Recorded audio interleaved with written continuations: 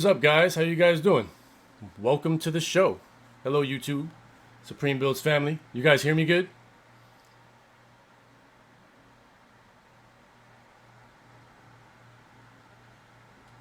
Sup, Secret Agent. Sup, Carl. Drew. Thomas. Deborah. Martha. Jazzy. Craig. Michael. Trooper in the house. What's up, Troop? Shadow. Kiko. What's up, Kiko? Aaron. What's going on, guys?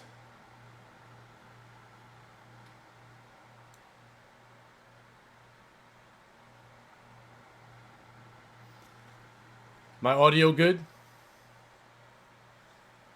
I set up all the stuff I unboxed the other day, so I want to make sure I don't got no crackles or craziness going on.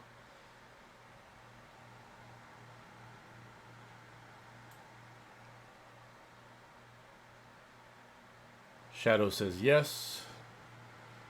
Trooper says yes. All right. I don't have the AC on, but I do have a fan running back there. I notice it looks a little slow in the motion, but I got 4K running right now with HDR on my webcam. So that's picking up 4K, but it's only outputting to you guys at 1080, but I wanted to see how it stuck the 4K signal in there.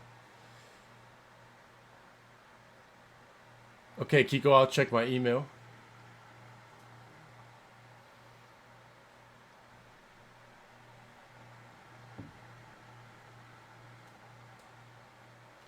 What's out of sync, Jugs?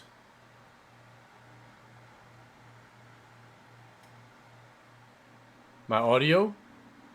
Or maybe it's just you. Oh, Kiko got the t-shirts. Do you like them, Kiko? How are they? I haven't seen one yet. That's just you, brother. Reset your internet. Trooper said user error. My man Jugs in the house.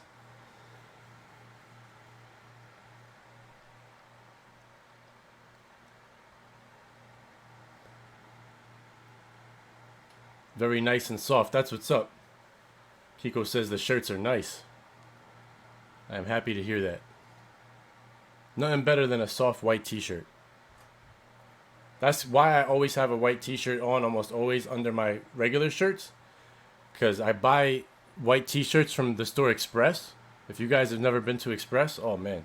Go to Express and buy their white t-shirt. It's like a little bit of heaven that you just place on your body. It feels great.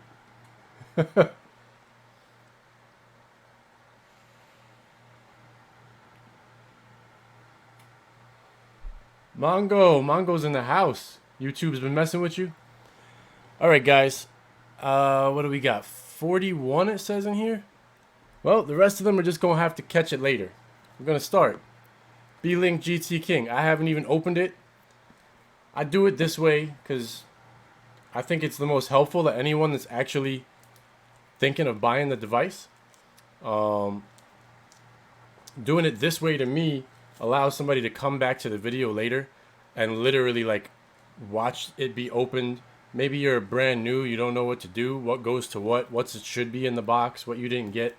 You know, if you didn't get something so you could reach out, something like that. Dang, plastic was crazy. So get this plastic off, throw it in the trash. That's pretty cool. It's got the skull on the side, Beelink, and it tells you the specs on the back. This device has a S922X quad-core ARM Cortex-A7 III processor, along with a dual-core ARM Cortex-A53 processor. I mean, it's really one, but it's saying it has 4 A7 IIIs and 2 A53 processors. No, that's got to be 2 processors, because it says quad is 4, and it says that there's... That's weird. Alright, but whatever. It's the S922X. It's a HDMI 2.1. It says it can output 4K at 75 Hertz. I'd love to test that one day, and I actually could, because of my monitor. Well, no, my monitors are only 1440p, so I can't. But maybe one day. It's got 4 gigs of RAM. On the website, it says it's DDR4. So theoretically, this RAM is faster than the RAM in the Shield, and it has 1 more gig of it. It's the best, you know, Chinese spec processor that they make. It's new, pretty new. It has 2.4 and 5 gigahertz Wi-Fi, AC capable, but it doesn't really tell you the exact client speed it can do on AC. I'll put that to the test a little because I'm going to plug it into Wi-Fi. And it's got a 1000 megabit LAN port and 2 USB 3.0 ports and a TF card slot. So, and there's a microphone jack too. So you could plug a headphone / microphone jack, so it's dual. So you can plug headphones into it and just listen right out of the box. Let's open her up. All right, I gotta say right away, as far as, well, the smell actually wafted up at me. It smells a little chemically in here, but whatever, it's a box. I gotta say, out of all the Chinese boxes I've ever seen, this is the nicest looking one. You've got a brushed metal look with the skull on it. You guys can see that brushed metal appearance. And the Beelink logo is raised on it. So it looks nice. Soft touch on the bottom. Mongo, thank you for the super chat. I greatly appreciate it. It looks really nice. I give it that. Let's take off the wrapper on the side. Glossy sides. I like that. The sides are glossy. The bottom is flat matte, like nice soft rubberized texture. I like that. Let's throw that wrapper in the trash. What do we got? The front looks like it's got a hole for something. I don't know what the little hole is for, but there is a little hole right there. Y'all can see it. Maybe that's a reset. I'll take a look. This side is blank, the right side, when you're looking at it from the front.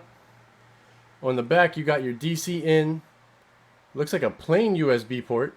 USB 2.0 probably. So that's good for your keyboard and mouse or something. USB 2.0 on the back. You got an HDMI port, your Ethernet port, and it has optical audio and a small AV port here. So that would be, this AV port would be like your headphone jack if you want to put headphones. So that's on the back. And you got 2 USB 3.0 ports on the side and a micro SD card slot to expand your storage. Off the bat, initial impression just of the device itself, nicest Chinese box I've ever, touched. I could buy this in a store and I'd be like, okay, I feel like I have a decent product in my hand. It's got some weight to it. So much, much nicer than any of the other ones I've touched so far. Although I haven't messed with raised formulas, which are right... Damn, I can't do that. This way and that way. Right there. Still got to do those. I'm waiting for a couple of system updates on those because I know they're updating it, so there's no point in me reviewing it with the old firmware. Once that's done, let's see what else is in the box though. Once it's done, I'll do those. Got a remote. Uh-oh. I might need to run upstairs and get batteries. It does not feel like there's batteries in the remote, and there doesn't seem to be batteries in the box. So it doesn't tell you that it doesn't have batteries, but it doesn't. So apparently it's a Wi-Fi enabled remote because that's in the back. But I need 2 AAAs. I'm going to steal them instead of running upstairs from another remote. So the remote has this is the same exact remote that actually comes with the, what is it? The MeCool M8S Pro W. This comes with the cheap MeCool box. So I'm not impressed with this remote at all. It's a 2.4 gigahertz remote. It does have voice and all that, but for the price of this box, this should not be the remote. You should get the same remote that comes with like the MeCool L, some kind of same quality remote as that. It's not that the remote stinks or anything. It's just if they're putting this remote in a box that comes for $35 or $40, the MeCool, what is it? MeCool M8S Pro W, right? That's like a $40 box. This box is $108. It should not have the same remote. So, device feels great. I'm very excited by the device. I'd probably get yourself a new remote. But it'll work. It's just, that's a cheap remote. This is actually, though, see, they're all over the place. This feels like a heavy-duty HDMI cable. It's thicker than all the other ones that you get in the Chinese boxes. It feels good. It doesn't really have a name brand. It just says 6 on it. But it feels thicker. It's a thicker wire, thicker gauge, and it's got some weight on it. Even the ends are a little weighty compared to the usual Chinese box cables. So they give you a crappy remote with a better HDMI cable, although it is going to be take a little while to untangle that. So here's your HDMI cable, and here is your power cable. This requires, this is a 12 volt 2 amp charger. That's all it is. However, it's got more heft and it's thicker. It's not like the usual skinny little ones you get, so it feels nicer. I'll give this a plus over most Chinese boxes. I will give the HDMI cable a plus over most Chinese boxes. And I give this remote a thumbs down. Even though I haven't used it yet. I've used it on another box and it's not that good. It'll probably perform better on this box, but it just feels super cheap. Like this thing, I could, if my pinky was able to lift it by itself off the ground, like I can lift this with my pinky toe. It's so light and just, it feels cheap. Like you drop it once and it's gonna break. That's all that's in the box aside from a satisfied and depressed card, which tells you where to go on Facebook to go to Beelink. So that's nice. They have a phone number to call, which is not an American number if you're in America, but they do give you ways to get in touch with them. They tell you how to, there's a video tutorial for the box, and there's QR codes you can scan, so that's kind of nice. Beelink puts that in there. And they do give you an email, a Skype, and a Facebook link to go if you need help. So that's on this little white card. That's cool. I can dig that. Let's put this over here because I will need it. And the last thing in the box is actually a little Beelink manual. And again, on the back of that, they have your after service stuff you can put on here. And it does give you all the ports, what they're listed as, all here. So that's nice. They show you back view, side view, and then basic operation. And that's it. Now we're in other languages. It doesn't tell you anything about how to set it up with the interface or anything like that. So it's just showing you the ports, what goes where, and that's it. It's $108, Chris, this box. The link is in the video too below. It's in the description. Well, I think it's on sale for $108. It's like $120 something. I think like $125. So let me plug this into, I'm going to put this into the USB 2.0 port on the back as to not waste my 3.0 ports. Because I may keep this thing. Depending on how well it runs. And it might be the only box that's not a Shield in my house. We'll see. So I'm going to put a TV in here. And I want to just have a device hooked up to it so I can just stream. And I keep the Shield connected to here to do reviews for you guys.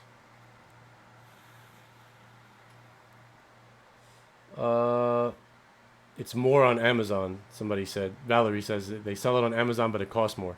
Yeah, I mean, I'm giving you guys, I can make a link for Amazon too. I'll put it in the video after. If it's on Amazon, I'll link it, and I'll put a link for that as well to like give me an affiliate link for it in Amazon. But this link is through GearBest, and it is an affiliate link for me also.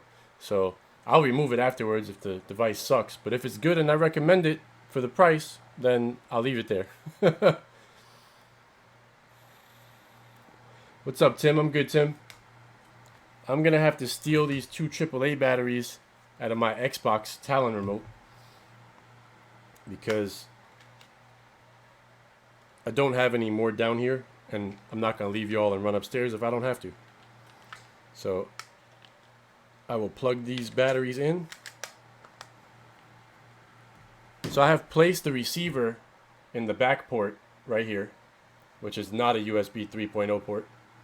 And I'm going to put the batteries up in here. Okay, I do say this. The battery connection is different than on the MeCool M8S Pro W. It actually has a push-down connection instead of springs, like a regular spring. It's a solid piece. So this may be a slightly updated version of this remote, but it still feels cheap.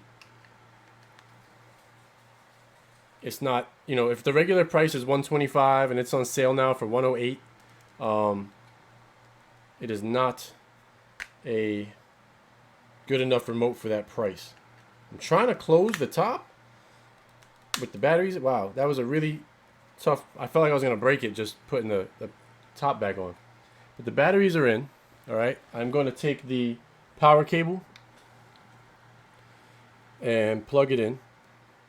But I can't stress enough, guys, overall, as of right now, the only thing I have to say negative is this. I think it should have a different remote. The box itself feels really nice. The power cable is more hefty than most others. I am going to plug this in real quick. Do I have a free space over here? I have it right here. This is long enough, yeah? Yeah, it'll reach.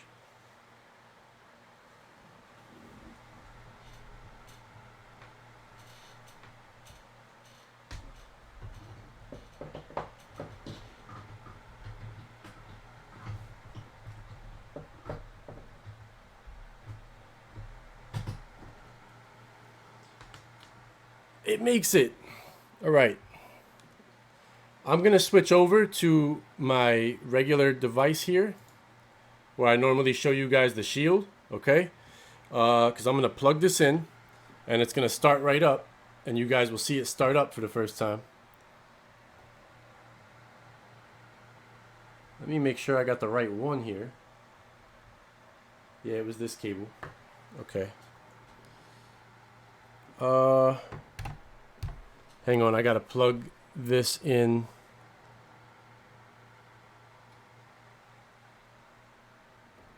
This should have dual ends. So yeah, this end right here. Yep, I got it now. Hang on. I just disconnected the shield before I started the video from my stuff. So I'm just gonna plug it in right now, and we'll go through the setup together.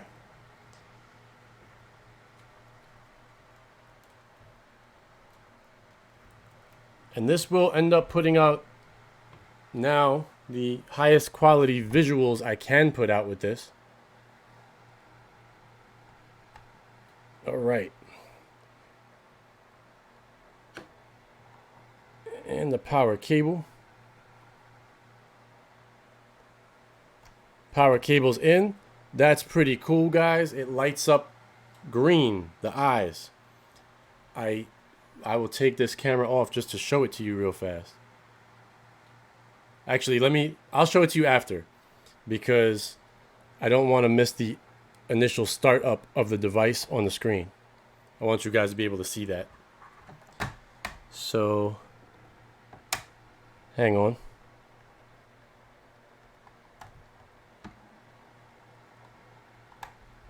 It should pick it up right now, I believe. So there it goes. It's lighting up. I don't know what that's doing, but it's just sitting there like that on the screen. I don't know if I'm supposed to wait or if I'm supposed to click it. Oh, there it goes. So it was booting up. So welcome. Please choose your language. Let's see how this remote does. Oh, it has an on-screen pointer. Let me turn that off because that's annoying right now. But the on-screen pointer is nice to have. Look, I turned it off and the pointer's stuck there. Or you can't see the pointer maybe, but it is. Oh, well, that's not helpful. Let's wait. That was not good. Let's go to next. click time zone button to jump time zone screen. Okay, we're gonna go to time zone. I will select my time zone. I don't want 24-hour format.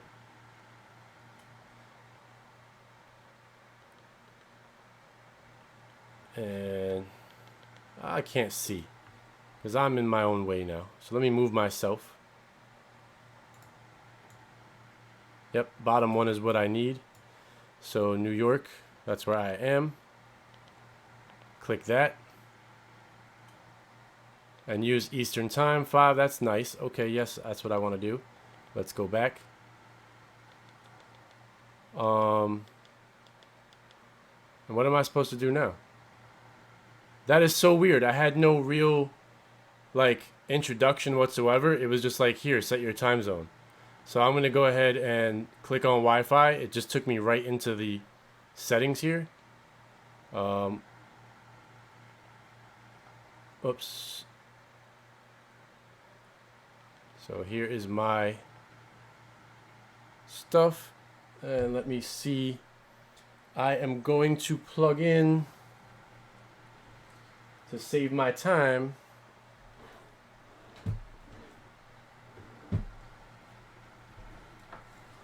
If I find it, it'll save me time. Here we go. I'm gonna plug my re-in into it to type quicker. There we go. Pulling power.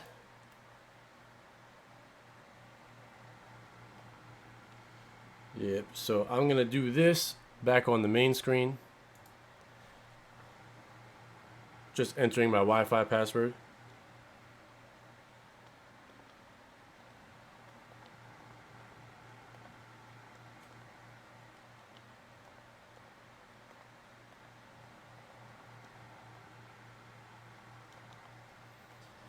Go back here. And we should be good. So I guess I just hit next. Nope, I hit the Q. I didn't want to do that. I have to physically go over here to this. Oh, nice. So it shows my password anyway. That's fine. Whatever. Back out of the keyboard. Scroll down. Connect. If y'all come to my house, you can connect. Can always change it anyway. So, right off the bat, I don't like the setup here. It's weird, right? Like, just that it took me right into this. So now I can just press back. I'm just stuck in settings. So if I'm a first-time buyer of a box, I would honestly feel like if I've never used one, I would need this video. Like, just to be like, what am I supposed to change? There's no guidance, you know what I mean? Like, it doesn't say, here, set up your network, here, do this. So it's very, for Beelink, I would have expected a little bit of a different setup process. But, like, I haven't even seen the home screen. How does it not boot you to the home screen? But oops, wrong thing. I hate when I do that. I'm going to move myself over here so that I'm probably going to be out of the way for most things. All right. Asif says all Beelinks have that launcher. It's terrible. Like, why would you just bring me right into settings? I want to see a home screen. That would confuse me if I was a new person trying to get it. So let's see system, right? About the device.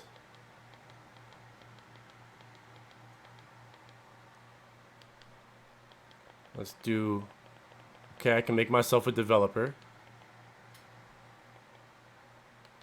Here's a startup wizard. What's up with that? Set start wizard success. Thank you. What does it do? And I'm like stuck there now. If I press back, that's it. Like,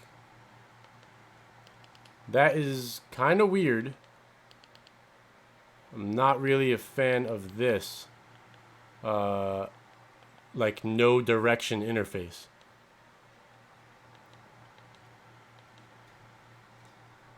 Jug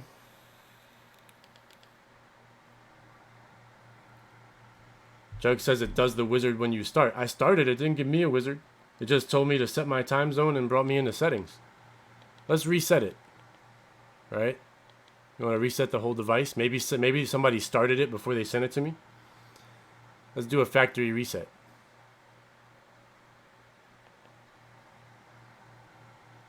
That's the wizard? So I don't need to reset it? You're telling me that that's all it does? Because that's a terrible wizard. Set your time zone and shove you into settings.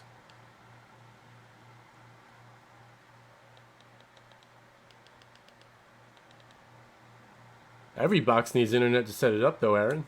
I don't know. It's weird. I don't like it. Doesn't mean the box sucks. I just don't like this wizard. So I gotta look, it doesn't even tell you how to get to your home screen.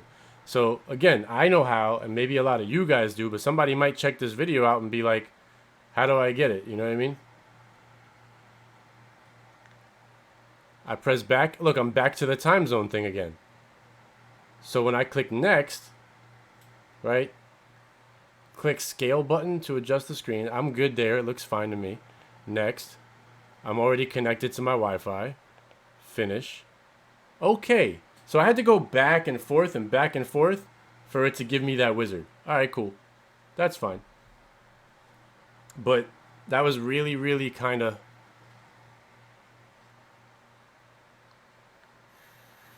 It was kind of unassuming. If somebody was buying that for the first time, input your city name. Let's see.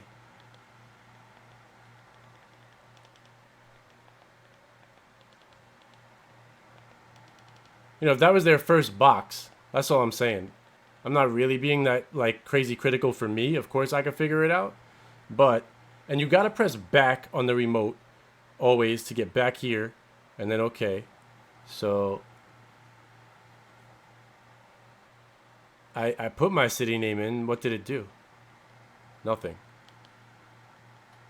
There was no immediate change from putting my city name in. Input my city name again. It didn't save it. Maybe it needs to get an abbreviation. Yeah, alright, cool. NYC worked. So now you get weather. That's nice. I'm cool with that. It's a very, very simple home screen. Gary, thank you for the super chat. I appreciate it. And you can always get back to those settings where we just were, I'm sure, from right here. Or not. So I'm not signed in anywhere. Let's see what I do with accounts and sign in. I'll sign in with my Google account.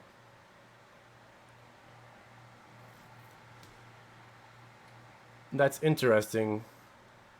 They're not giving you the option to sign in with a tablet or whatever, like most people do.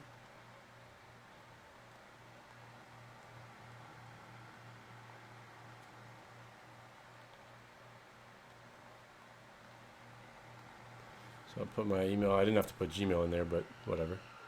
I gotta press back and move over to next. And I'm going to assume that I'm just going to put something there. Yeah, it's going to do that. Okay, so we'll go back to the cam, and I won't mess it up this time.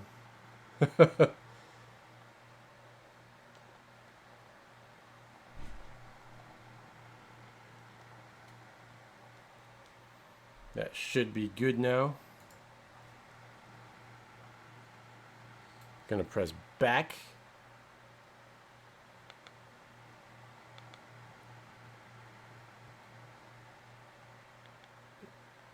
All right, there we go. Next. And I agree. Wow, they make me scroll down. Okay, I agree.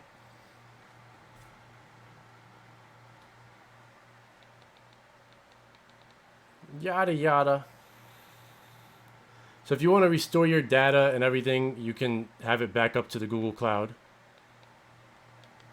It's a little hard to see when you get to accept, but it's in. So I sign into the device.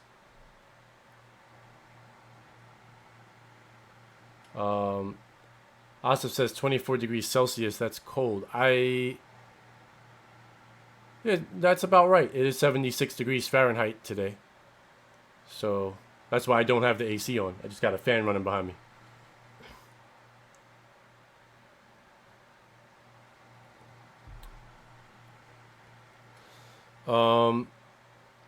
Other than that, let's see device preferences over here.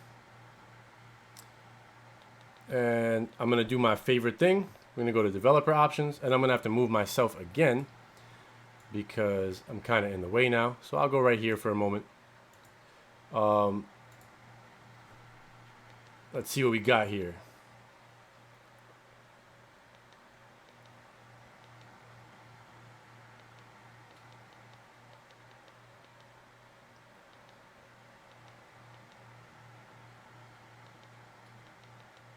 I want this because you got a high-speed device. I changed these animation scales to 0.5 and everything should move much faster. Other than that, I'm gonna leave it the way it is.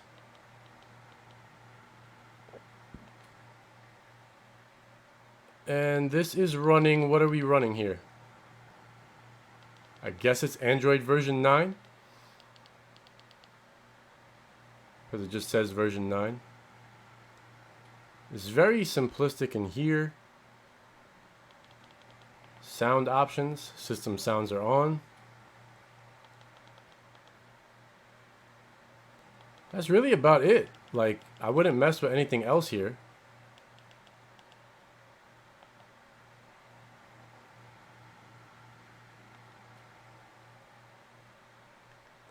Does the box come rooted? I honestly don't know. So here's Droid settings, right? Power key definition. So there is a power key on this remote. So it's telling it to shut down, which is nice. That's cool. More settings. That brings you into the big one I was at before. So this is where they stuck me before. Let me look and see if it's rooted or not, real quick.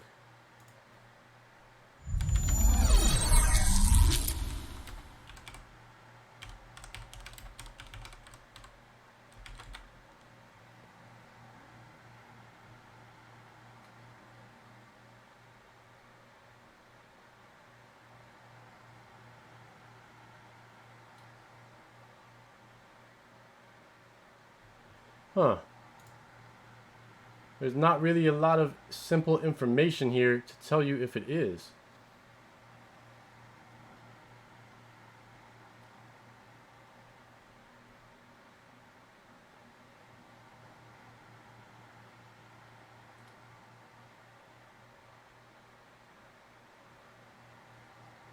"64 gigs of storage and 4 gigs of RAM.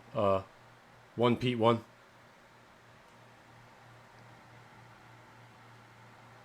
Yeah, it is Android 9 Pie. So we got that. Yeah, it is rooted by default. So I just saw that right there. It's rooted.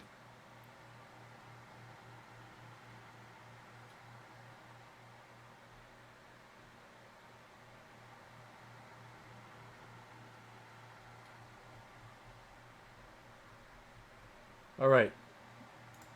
So now that we know all that, let's get back to the home screen. There is a home button, so I'm just going to press home. It works. Now I'm going to put myself, I don't know where to put myself. I moved the wrong thing again. I hate this thing. Undo that. It always goes back. I'm going to try to move myself over here. Kind of in the least amount of way. Let's see.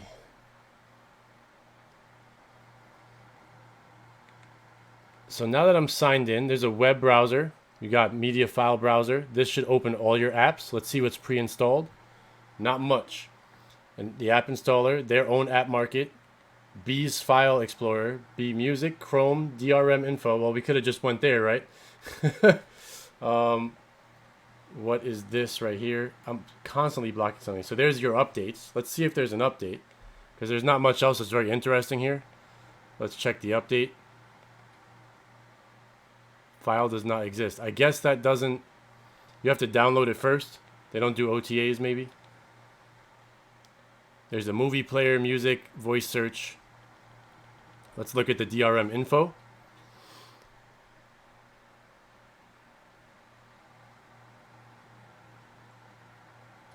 So M-Logic SDK level 28 supported. It says Marlin DRM not supported. Microsoft Play Ready DRM not supported.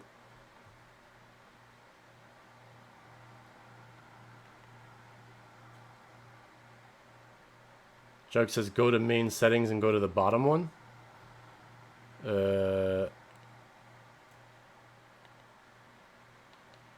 Settings. Droid settings. What am I doing here? I did more. That takes me to that. System. Advanced. It says that update should be here, but there is no update here. Because if you go back one, you see it says languages time backup updates.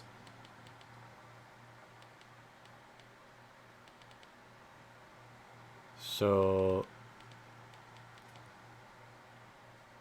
click about. I did that. System.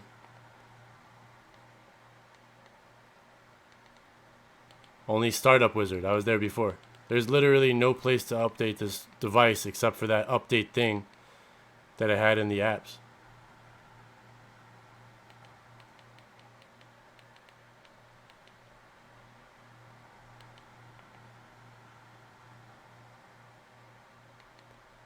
So it looks like your only update option, as far as I can see, is it's not going to be this, that's for sure.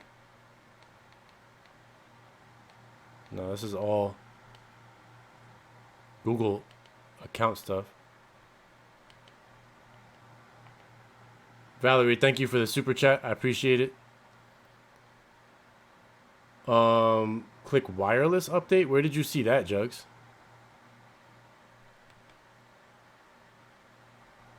I just missed it? Where did I miss it? About / wireless update. System. About. Oh, up top here? All the way at the top? Ah, well, that'd be nice. Let's do that. That is kind of bizarre. Okay. It's good that we go through this, because I'm a first-time user of a Beelink device. So many people that are looking at this and saying maybe I'll buy it, they need to know where to get this stuff, including me. Luckily, I did it live and people are helping me. It is a really strange spot for it because it seems like the device name is always on top. So the fact that they put it above there, I didn't even bother, like my eyes didn't register. Every other device, the name is the first thing. Jug says the update will take long, beware. Alright, well, let's let it take long. Because I will just back out of here. Well, so far that's not long. Let's see.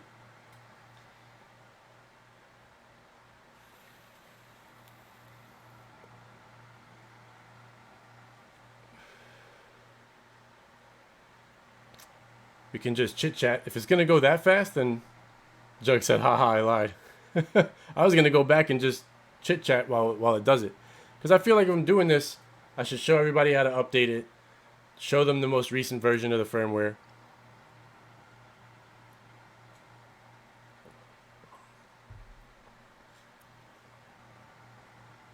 Otherwise, you know, if somebody doesn't know how to update it, they'll be stuck with something. Am I going to put Supreme builds on it? Yeah, I'm not going to do create an entire mini Gaia build on it because that takes a really long time. I'll probably just install like Titanium or Juggernaut on it or one of the X4, X5 and I'll just pick one of those builds to put it on, see how it flows, how it works.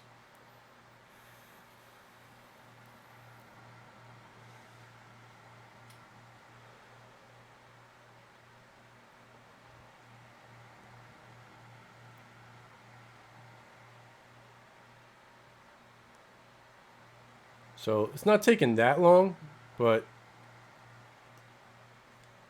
And I'm on my Wi-Fi. I'm not wired. So another thing I noticed too was with the shield on the most recent update, I'm not sure how long it's been there, honestly, because I always keep my shield wired. But on the Wi-Fi, you can force it to only use 5 gigahertz. So like when you guys have Google Wi-Fi at home, if you guys have the same I have, it automatically gives it 2.4 or 5 because it's the same network name. It tries to decide for you. You can force the shield to stay on 5.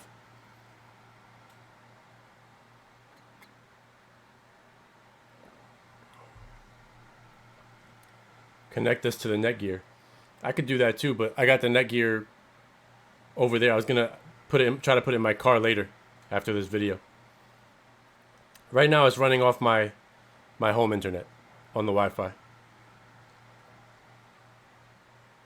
So this is good. OTA updates are nice. It's in a weird place, but I like OTA updates. And Beelink, from my understanding, is a very good company.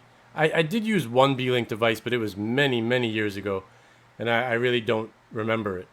But I do know that the update certainly wasn't there in that spot.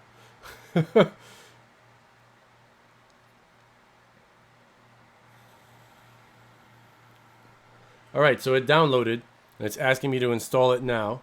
So let me grab the remote. I could do install later, install now. I'm going to install it now. Let's see what it does. The whole process will last for several minutes. Please do not do anything during this period to avoid failure of upgrade. Don't do anything, guys. Okay, I'm going to move myself again so I can see when I select OK. Click it. Let it reboot. We can see the boot up process again. Maybe it'll change. Maybe it'll do something different.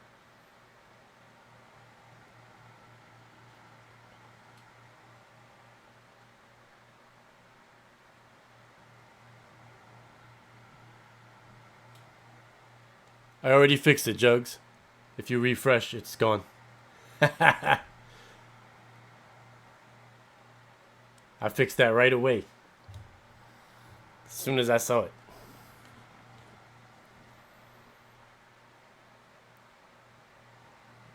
So it's literally just black screening while it does this.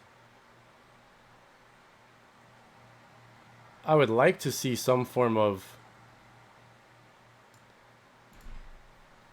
progress status.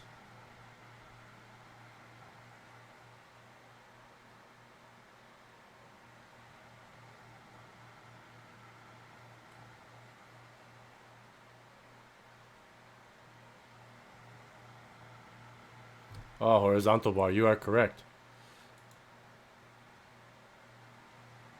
Damn it. Okay, so the Beelink is starting back up.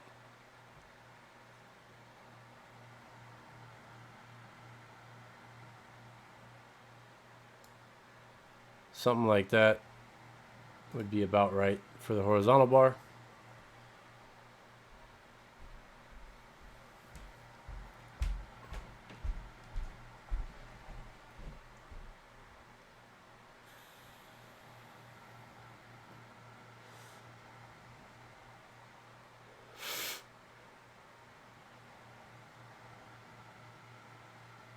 And we're in. And it looks exactly the same.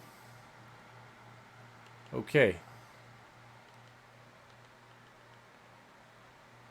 Same apps.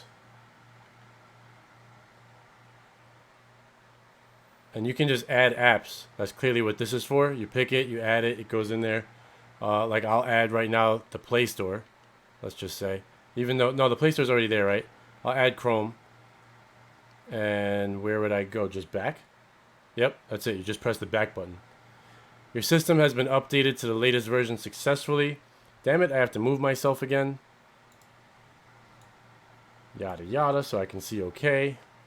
Everywhere I am is the wrong place. Alright.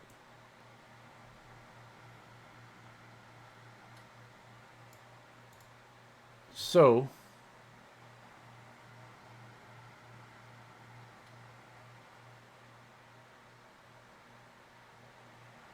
oh, you're welcome, One Pete. So that's how you, it's very easy to add stuff to here. That's fine. I'm going to assume, though, that this is going to open Chrome. Yep. So it's technically already there. They just didn't use the Chrome logo.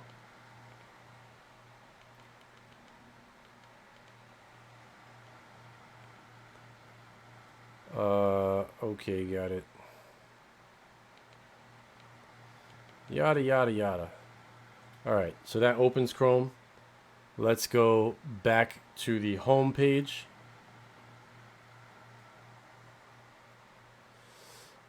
So Chrome Play Store. Let's go into the Play Store and see what we can get. I'm going to try out the voice functionality because it has that. Let's see. I already see something I want, which I always need, which is VLC. Now, are they serious? Like, it does not highlight the apps. I can't pick one of these apps. It does. You can't see it though. It literally like does not highlight it. That's terrible. I'm moving across the apps, but there's no indication of which app I'm actually on. Alright, that sucks.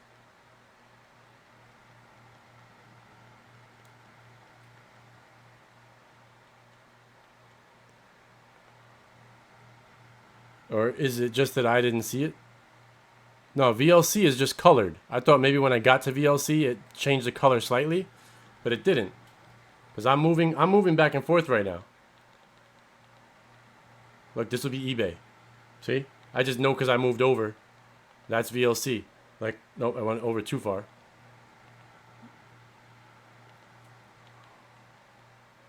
But that's definitely sucks.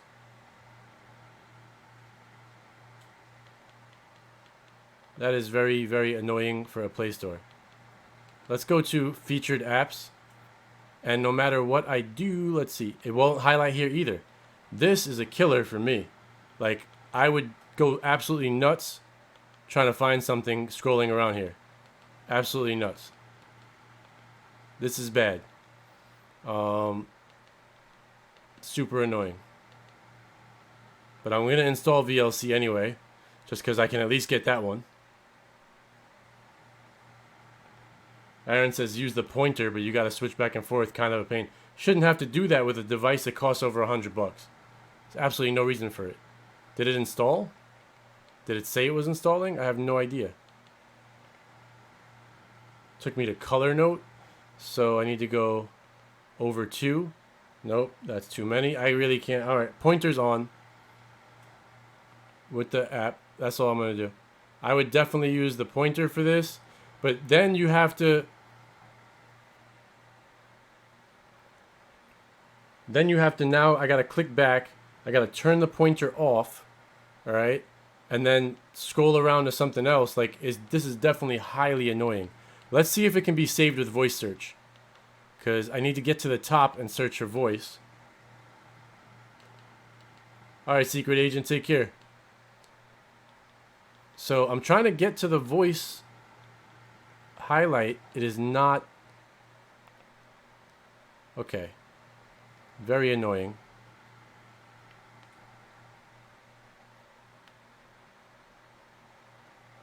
Cody. Cody.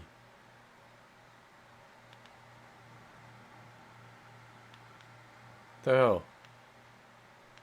Cody. Cody.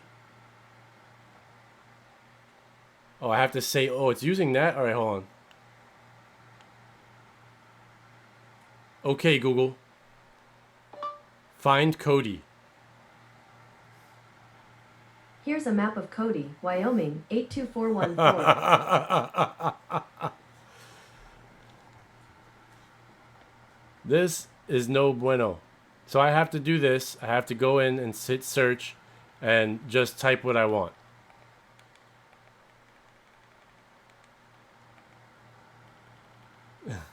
JC said speak Chinese. So now it shows up there. Now I have to press back and then down and I can get to it. And now if I want to install it, I can't even see that it's highlighted. I got to go back to the mouse pointer and hit install.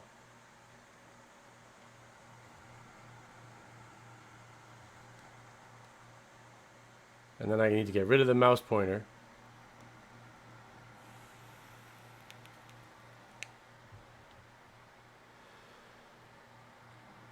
Shield Killer. That's what people called this box when it came out. Or before it came out.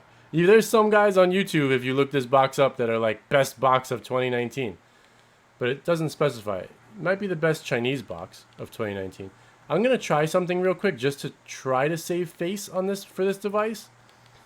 Let's see if I pull my pointer back out, go over here, because I can't even manage to get to it without the pointer. And let's look at settings. I'm going to pray that there's a dark mode. Oh my god. Come on.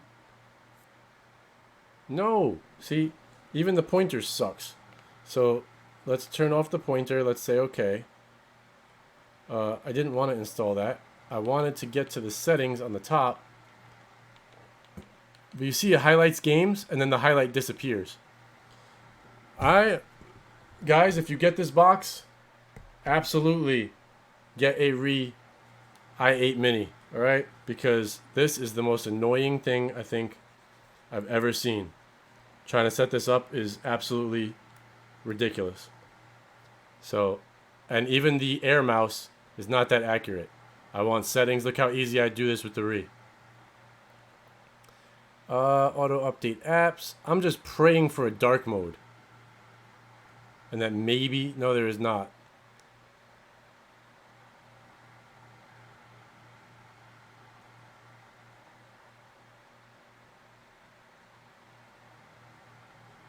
Is there a dark mode in the settings of Android? Let's see.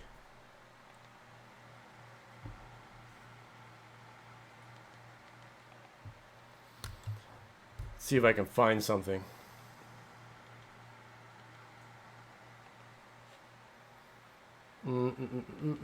Where's display?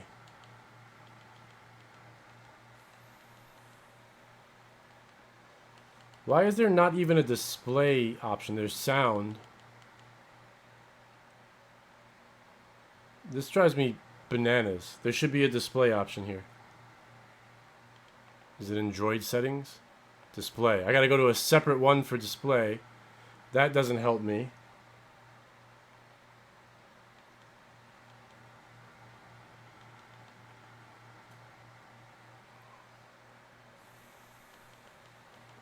Display.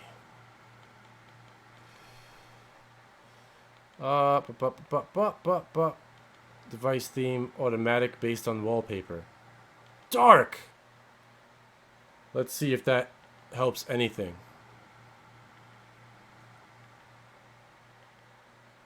So now if I go into the Play Store, no, changes nothing. Alright, so we're stuck here. The Play Store annoyance. He said, I could tell you hate it. I don't hate it until I use it. Setting this device up is supremely annoying if you need to go into the Play Store and get some apps. That is one thing that I will right out the gate say. I'm going to try to do this just like this. Alright, at least I can do that. And then I can turn this off. I'm using their air mouse now. And I could scroll and type what I want. So it's capable of doing it with this remote, but you got to know what you want and you got to go in there and just get it. So it's really weird. Like, can I install Netflix? Does it work with this device?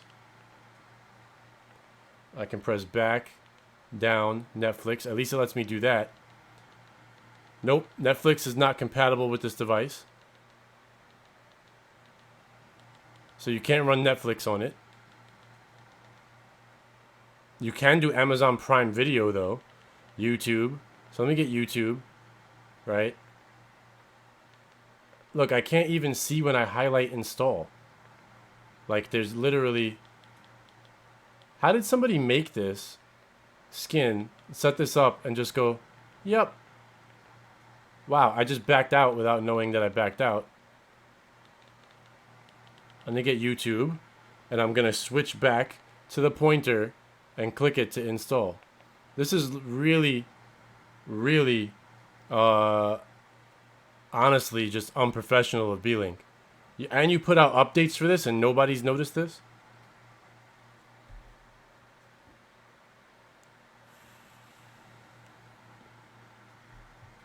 Will Quest build make a return? It will not, Wesley. No more Quest.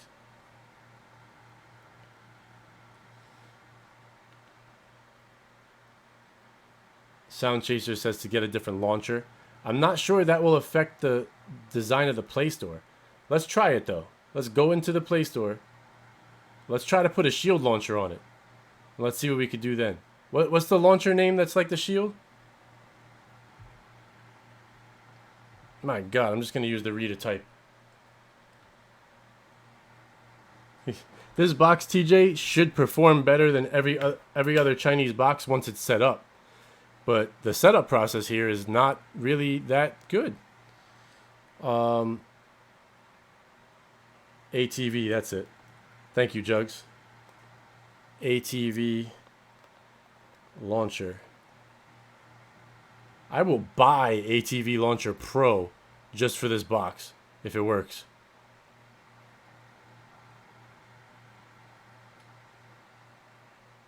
Yes, please. Open. Okay. Let's see what happens under ATV Launcher now. Gonna turn this off. I'm gonna go down. Let's open the Play Store. It's the same shit. It doesn't matter. The Play Store will not change no matter what you do with it. So I do have an application menu. I need Pro to create that, but yeah, I'm going to uninstall ATV Launcher because it doesn't even help me with this process. So let's see, how can I uninstall an app from here? Let's go to Android settings, apps, ATV Launcher, uninstall, because I'm going to show people how to set up the device as it is. So now it should be back to this. John says you need to use an alternative to the Play Store. You're right. That will probably work better than the Play Store on this app. But anyone that's just buying this box shouldn't have to go through this to set it up. That's the problem. What's up, Yo-Yo? What's up, Serena? Like, really shouldn't have to do this.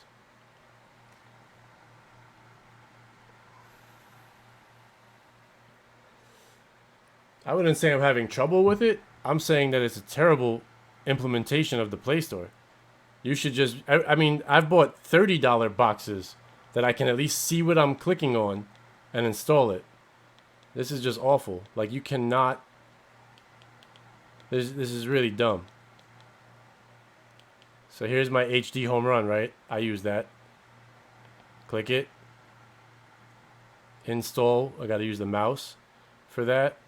Then I got to turn the mouse off and press back and turn the mouse back on when I find something else I want. So at least it's got previously installed apps. So these are like, this is a row of apps I have installed previously. So maybe it will help you to, but this is like apps I've installed on all my devices.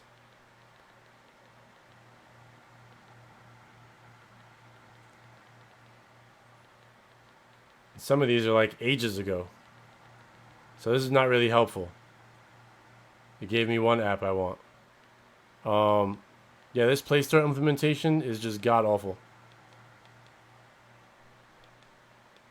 Well, let's get out of the Play Store. And let's go ahead and set it up with some other store options and see what we could do with that. Because that's frustrating. Very, very frustrating. So now I'm going to go over and open the internet, and I am going to use my Re to save me some time, because Lord knows you're going to need one with this box. And we're going to go to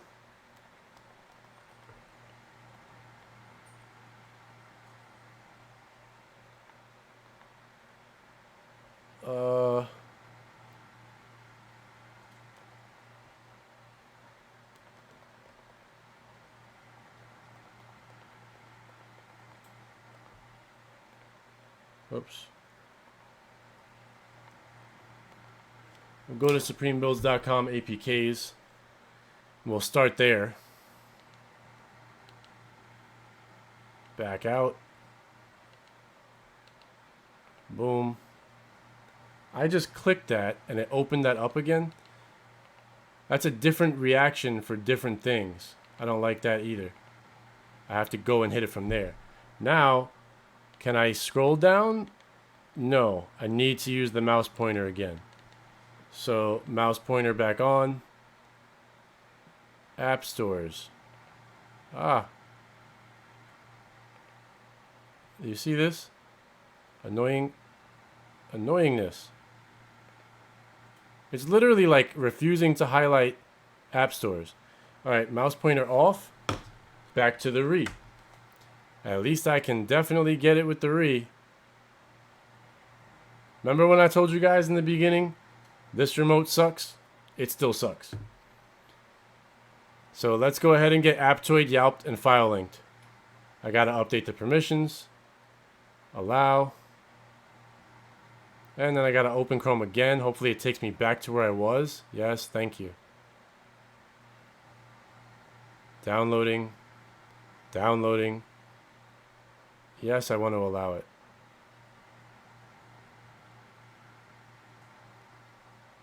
File linked. Let's go back.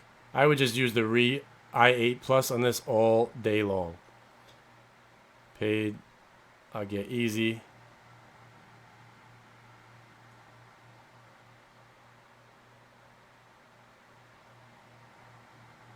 And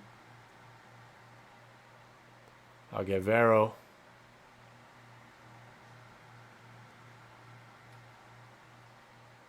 And let's go get me a fork of 17. I'll get 2 actually.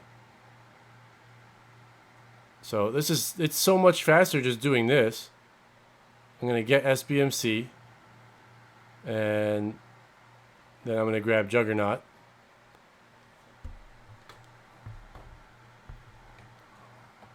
So I think I got everything I want now. Let's see. I'll go get the streaming APKs from their sites. cinemaapk.com. So let's do the double scroll here. Download the latest file version. Downloading. And then I will go to Zion.live, I think it is, right? Something like that. No. What's the site again for Zion? Is it TV Zion? I'll just do a search. It's Zion app.live. There we go. And I will download that. So all browser all the time. Yes. Why can this one harm it, but the other ones can't? Why did I not get that notification for the last one? Alright. So let's get the heck out of Chrome now. So I'm going to go back to the crappy remote. And I'm going to press home. And let's take a look at this file browser that's built in. That's just showing me albums. Locations, time, people, tags. Is this not a file browser? This is just a photo album? Where's the file browser? I saw one. B Files Explorer. So my download folder. I would definitely need that file explorer if I wasn't getting one.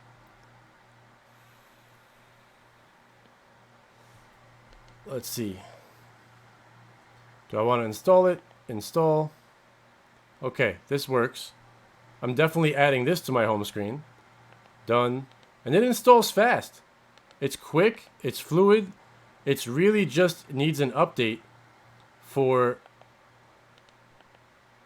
highlight things properly. Whoops, what'd I do there?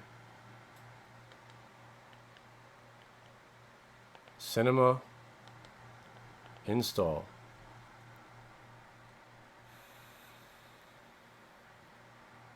Done. Here's my easy. Install.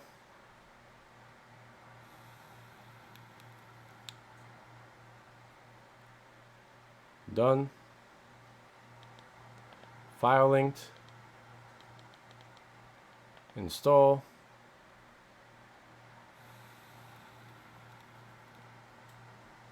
Done. Get Juggernaut in. That's a pretty big file, like 80 megs. The installation is fast. I can tell that the device is swift, it's smooth, it's quick. But it's really just that process. If I had just bought this box and didn't know any better, I would be so frustrated. Done. Get Vero in.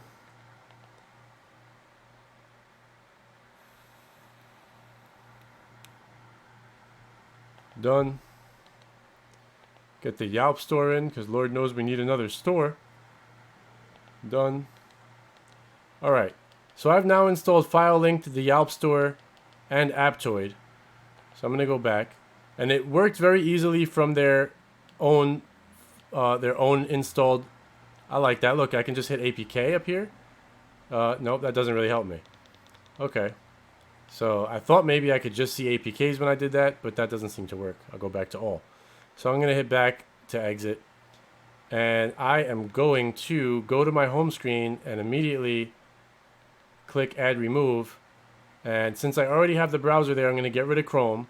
But first things I'm putting up here are file linked, the Yelp store, and Aptoid TV. And then I'll add the File Explorer, Cinema, TV Zion, Easy TV. Where's Varo? Varo's here. Let's go to SBMC. And here's Juggernaut. I will add these all as apps on the main screen. Let's back out and see how that goes. Alright, cool. So I can put these here, customize them. Let me move myself again, because I do like at the bottom there that it shows the Wi-Fi signal full, shows that you have a USB port in use. That kind of stuff is cool. I like that. There's some really nice things about this. You got power, you got volume at the bottom too. Can I get to that volume box? I can. That is pretty cool. So I can then change the volume of things. That's nice. You know, all these little icons in the bottom that show like my Wi-Fi, Bluetooth. So those are cool. That's nice. But my goodness, is it absolutely and tremendously annoying. I'll go right above these things so that I'm kind of out of the way. Is it absolutely annoying trying to use the Play Store? So let's check out Aptoid TV first. We'll see what it does. It's going to have an update. What's new? I'm going to go down. Oh no. Look, I can't get to OK, or I can't see it.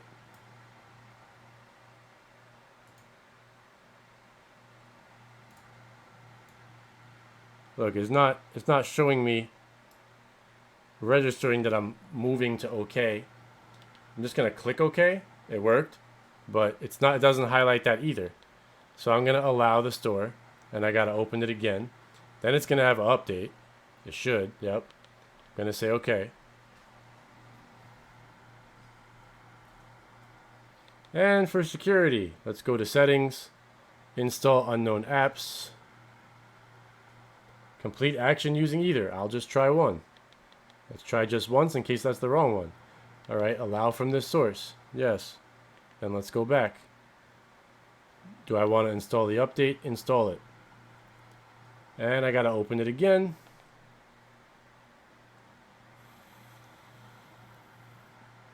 Okay.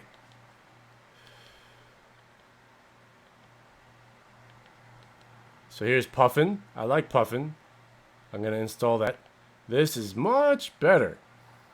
And then the regular Play Store will update these apps when there's updates. So that's good. Let's see if I can make the voice search work with this. Yes, allow. Speedtest.net. Speedtest.net. No, it's totally useless. Okay. I have to just type it. So I don't know honestly what the purpose is of all of that. I can type and then go back to my remote, hit back, hit speed test. There's speed test by Ookla. I'm going to hit that, install that one.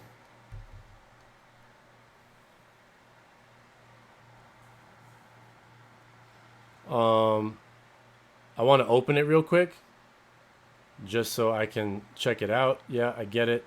I cannot see continue, but I'm just pressing down until I know that I'm at continue. Allow. It just doesn't highlight things no matter what you're doing. Now I can't see if I'm on allow or do not allow. So I want do not allow here.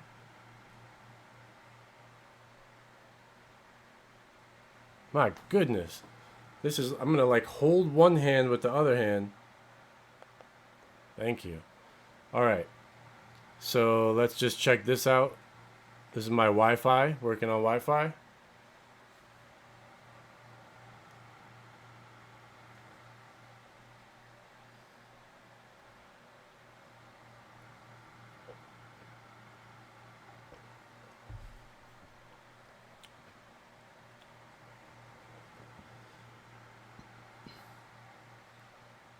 It looks like it's kind of maxing out here. Let's see. I'm going to open the speed test on my phone, and I'm going to connect to the same server, and I'm on the same network. I'm going to change my server to AT&T, and I'm going to pop back into the solo cam real quick so you guys can see I'm on AT&T. All right, connected to the same Wi-Fi. I'm going to hit go. I got a 2 millisecond faster ping, and I'm over 200, just around 200 right now on my Wi-Fi, 230. So, and this is a Pixel 3 XL. It's a year-old phone. New Pixel 4 is about to come out. 225 down.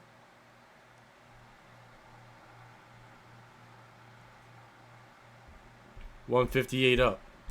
Same server. One right after the other. So let's go back here. I'm at 126 and 144. So the upload is almost the same, but the download is a little different. I am going to use this, and I'm going to click go again just to see if I, maybe got a slightly different result. And these devices are within 3 feet of each other.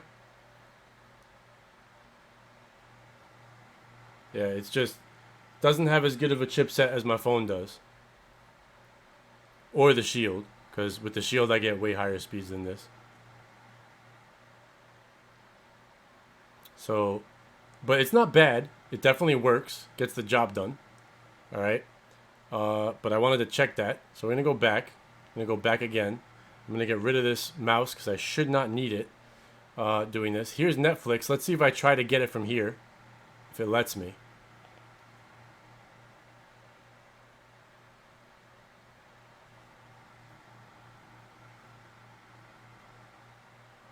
Okay, so apparently it works there. I'll try to open it and see what happens in a bit because it wouldn't let me install it from the Play Store. So let's go back. I already have VLC. I got that. Here's a Mobjo. I'll take that. Install. I'll grab Prime Video. Even though that was in the regular Play Store, it should still update to the Play Store version. What else? Here's another Prime Video. I already installed that. It should show you that it's installed already on the home screen of these, but it doesn't. Plex. I want Plex. I could probably get that from the Play Store too, but I'll let it update. Sometimes the apps in here are a little older, so, but the Play Store should still update them.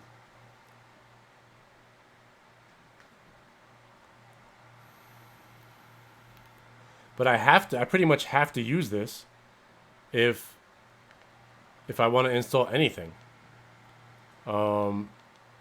Easily anyway. So that's it. I think I got enough stuff on here.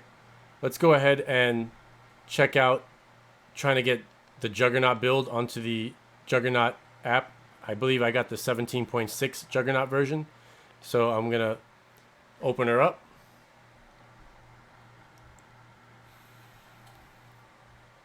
And hopefully I'm not going to have to move myself. Okay, Supreme Builds Wizard has been updated. Dismiss. And I'm going to tell it to keep my tracked, my real to grid, login data, not sources or profiles, advanced settings. I'll keep my own favorites, not super favorites, not repositories. I'll keep a whitelist. Continue. And click here to continue. Okay. Now I'm going to go to the build menu. And let's check out the 17 version of Juggernaut.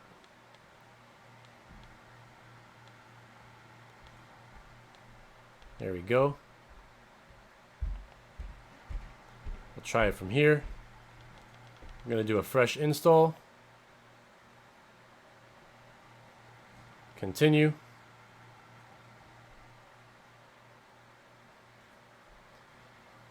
That did not work for me. I'm going to go back and I'll try the Canada server. Fresh install. Continue. That's working. All right.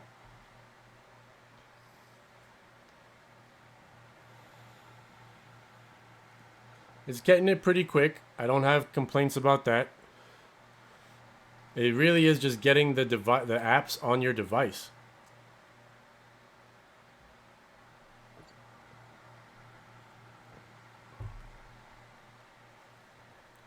It's unpacking fast.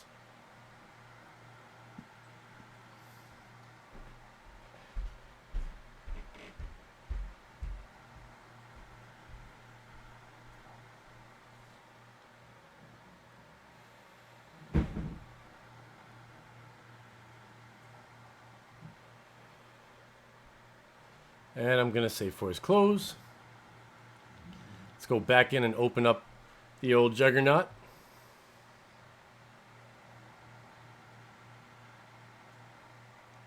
Looks like it works fine. Got in there quick.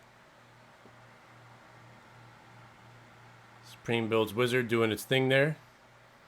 Enabling stuff.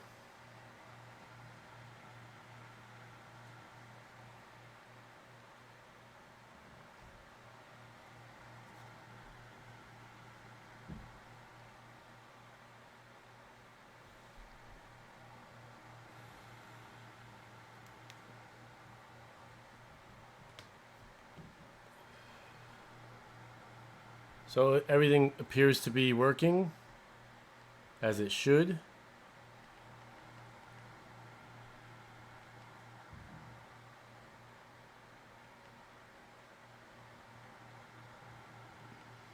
I like this font, Jugs. Juggernaut Juniors. Let's just grab like tunes and anime for a second.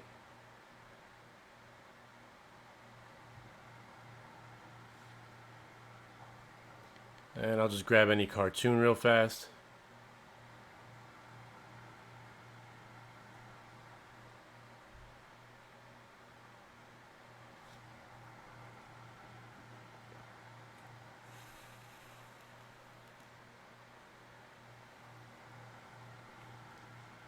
Reading through Deceit.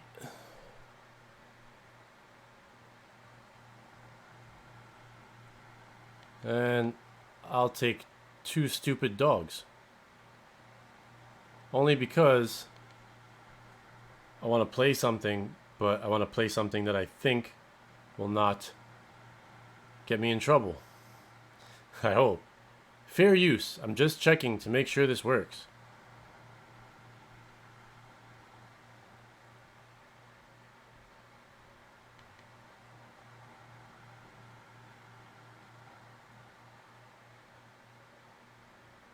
Okay, that works. I'm going to stop it. So this is all working. I'm going to power off the Juggernaut build.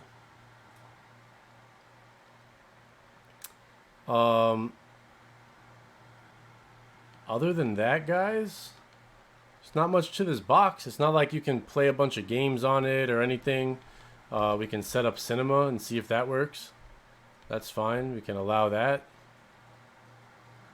And go back into cinema. Accept all their stuff. And you guys notice this? Look at the first thing it says on top. Load data from TVDB, IMDb, tracked when TMDB down. Because when the APKs messed up and it wasn't showing anything, it was because of the movie database went down. So now it'll pull from other sources when it went down. So hopefully cinema should not have this problem again if one source goes down. So we should be alright. I need to move myself a little again here. I'm going to try to put myself back where I belong initially. See if it works. Hopefully I don't have to move myself again. I'm going to say OK here. And I'm going to go right into my settings. Of course, that's right over where I need to be. But I'm going to leave everything alone. I'm just going to add my reel to grid. So that's weird. It gave me a code on the screen. You see this? I'm going to try to enter this code.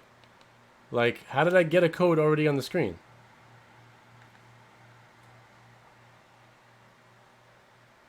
Like, what happens if I just hit continue? That's so weird. It's not telling me where to go. That's new.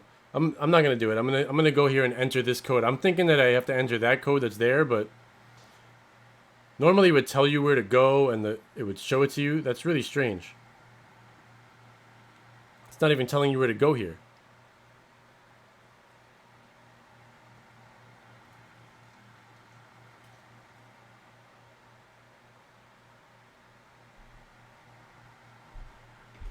That worked, but all right. So I've done that. That's all I'm gonna do on here. I'm gonna go back and let's take a look at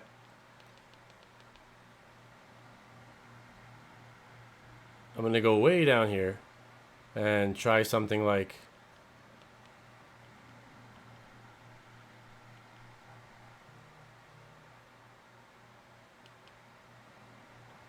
here. Maybe that. Something that won't get me in trouble. Hopefully. So we'll try 1.1. We'll hit play. Yes, I'm aware we can cast. I just wanted to close the damn cast. What on earth? Why is this so difficult?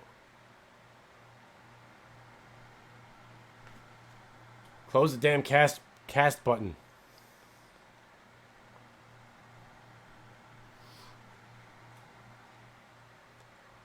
Apparently it doesn't have any links from this show for 1996 anyway.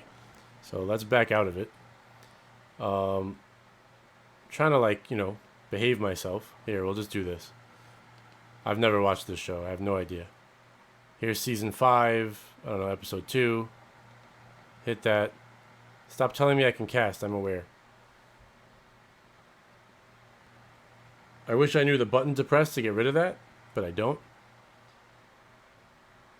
I'm going to try, like... No, I'm going to leave it alone. I just want to make sure I play something. So let's take this first link. Play. And it works. From Sci-Fi Channel. Done. Okay. So, the device is fine. Honestly. We got this ad, which I can't skip yet.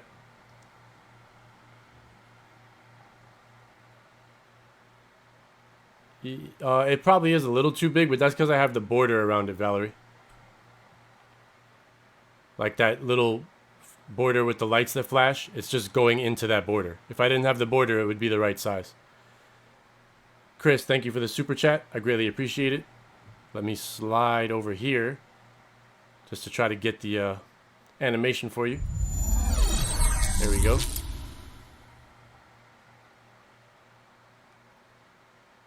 Much appreciated. Thank you, sir. So the device is fine.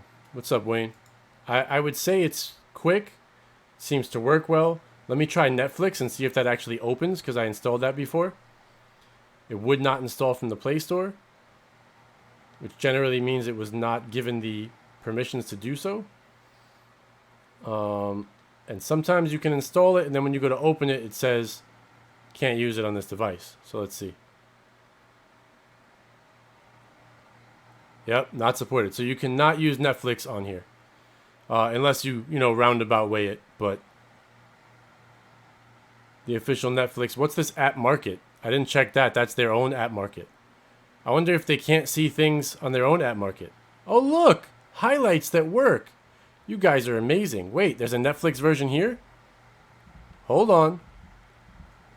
We may have hit gold.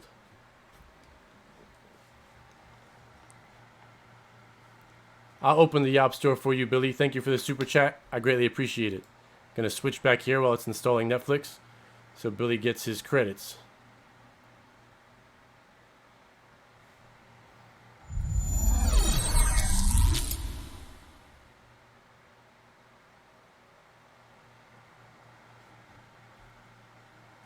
Thank you, Billy. Alright, so there's a version.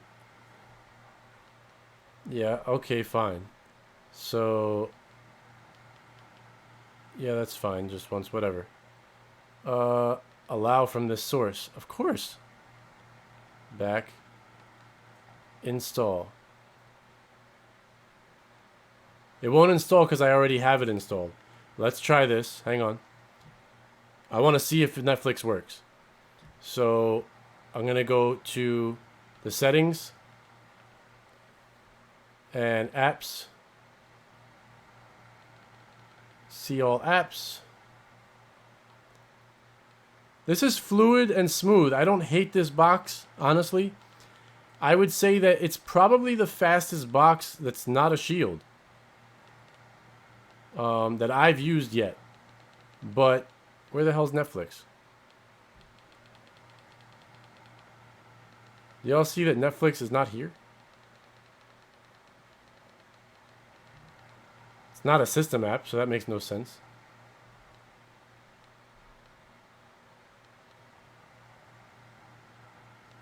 Oh, it is showing up there? That is so weird. Okay, Netflix. Force stop. I'm gonna clear the cache and the data. I just want to make sure I get like nothing remains of it whatsoever. All right, let's go back to their app store, which I am now as well going to add here at market, just so I can get to it quickly. And can you move these around?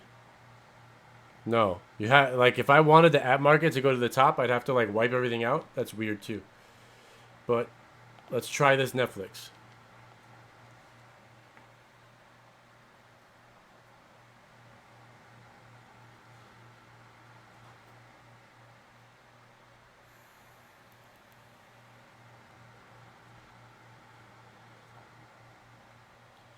Dimitrology's in here. What's up, Dimmy? Dimmy says it's the mobile version from the one from the B Store app market. So then it should work. It's probably the only way to watch Netflix on this device, because no other Netflix app I've tried to install will work. SD quality. Alright, but at least you can watch. So it's better than not watching if you have Netflix. So let's open it.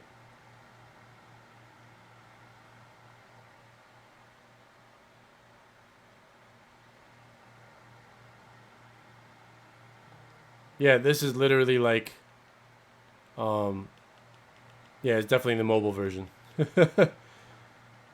But it works. It lets you in, so that's cool. You're going to watch at 480p, so,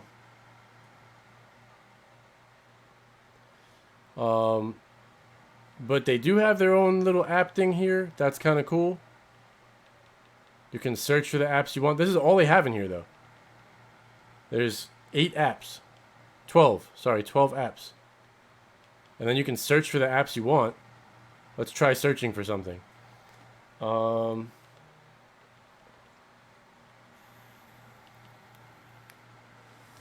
wasn't in here, right? On their list. Oh, but it shows up there. Hulu Plus, Showbox. But Hulu didn't show up on their main list here. Whoops, sorry. Go back into the app market. Or did it and I just... Oh, it did. Sorry. I want to search for something that's not there. I'm going to assume that it doesn't exist. Ah, Demi says YouTube is the TV version. Yeah, it says YouTube TV. And works better than the default one. So let's install that.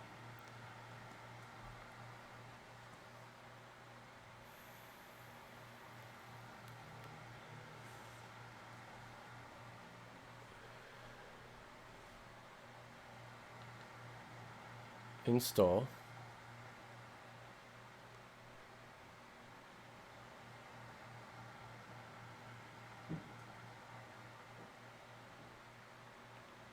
Done. So the fact that there's no like navigation here, I want to try to find something that doesn't show up here. I don't know if they would have it.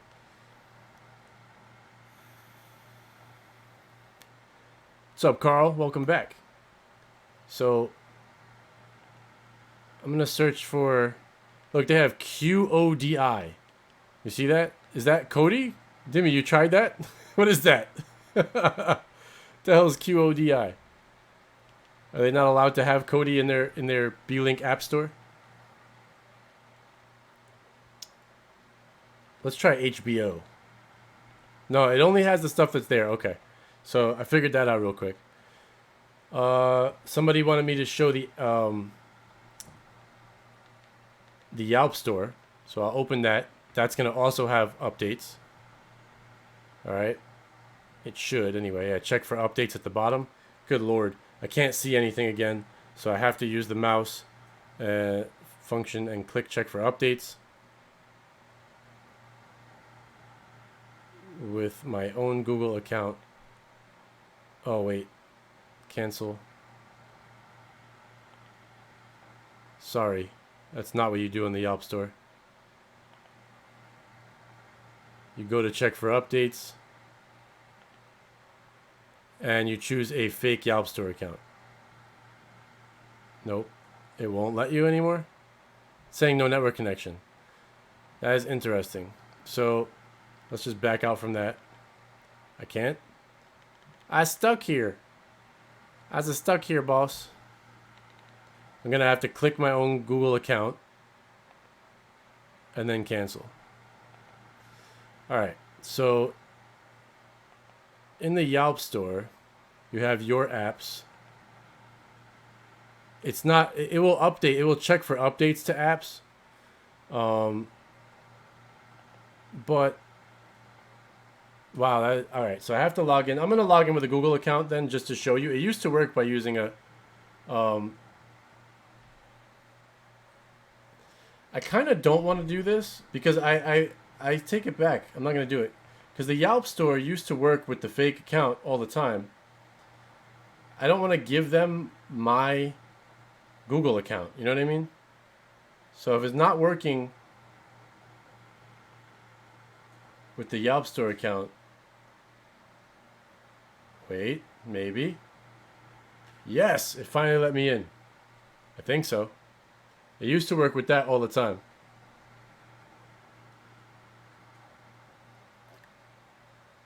Okay, so what it does is it shows all the apps you have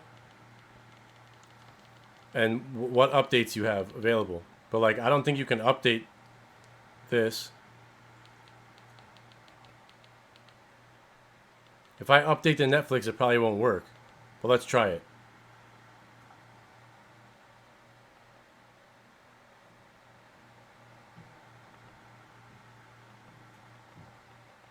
I hit allow, buddy. Ugh, I don't like this remote. It sucks.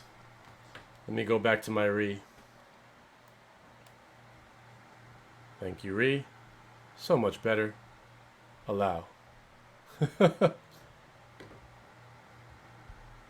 So if it found updates, it would update. That's really what it does.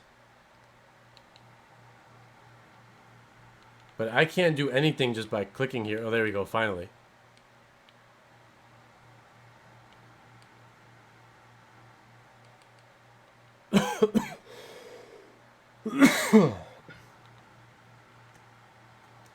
But it's kind of like...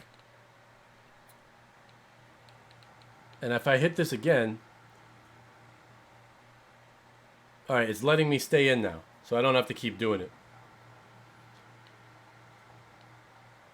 If I click on Netflix... Now it's going to give me... the option to download right here. Hard to see again. There we go. I highlighted download.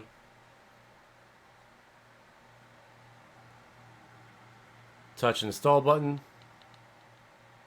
I think I'm already on the install button. So now we're going to install it. Settings.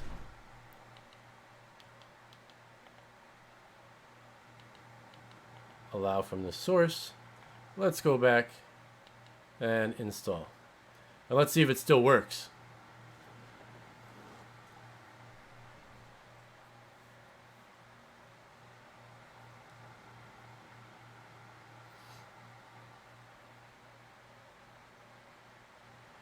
App installed. Let's open it. Nice. Thank you. Let's close it. Let's go down to run. See if it's going to crash again. Yep, so it doesn't work. Don't update it. Just take the one from the Beelink store and leave it there. Never update your Netflix. I thought maybe we would get a workaround, but apparently not.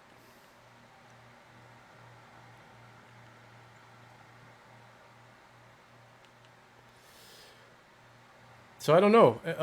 What else do you guys want to see on here? Anything? It's just a pretty plain box that's fast. I mean, I'll come back out of here real quick and tell you guys, if you get this box, I love the look of the box. The box is an awesome design. The box feels high quality. The cables that come with it feel good. The power adapter feels better than the regular Chinese box power adapters. This remote, at least it gives you a pointer. Alright, I can't necessarily say that the remote totally sucks. It's just cheap considering the price of the box. It should be a better remote. You need the pointer if you don't have a Re. And it can't play Netflix other than 480p from the Beelink store. But other than that, it's cool. Mr. Butler, the regular price on this box is like $125, but at GearBest it's $108 right now. And I have the link. The GearBest link is in the description below the video. I would say that this is an absolutely fine box, honestly, because it moves fast. It picks up and plays the videos quick. I didn't see any issue with any of that. I'll do a little bit more testing, and in like maybe a week, I'll do a follow-up just to, I'm going to leave it here and let it run. And I'll probably use it in some tutorial videos or something just to, keep it going right there. But with the Shield presently at what? Let me look at Amazon. Because if you're just getting a Shield with a remote, right?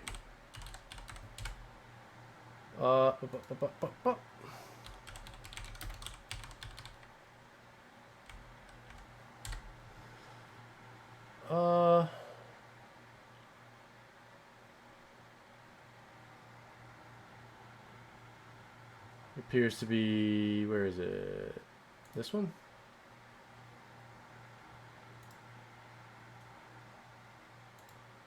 Yeah, that's not helpful. So, for whatever reason, guys, it's actually sold from NVIDIA directly on Amazon right now. The Shield with remote is $180.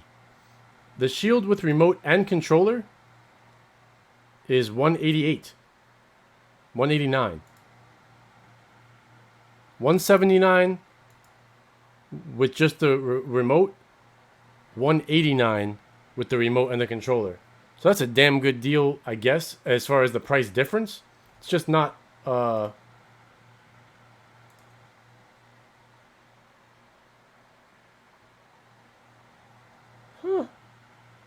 Hang on a second.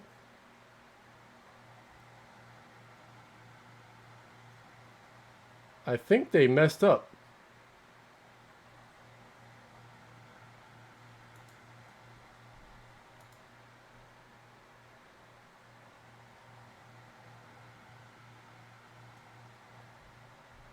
No, maybe not. They're selling the Shield with GeForce Now Plus.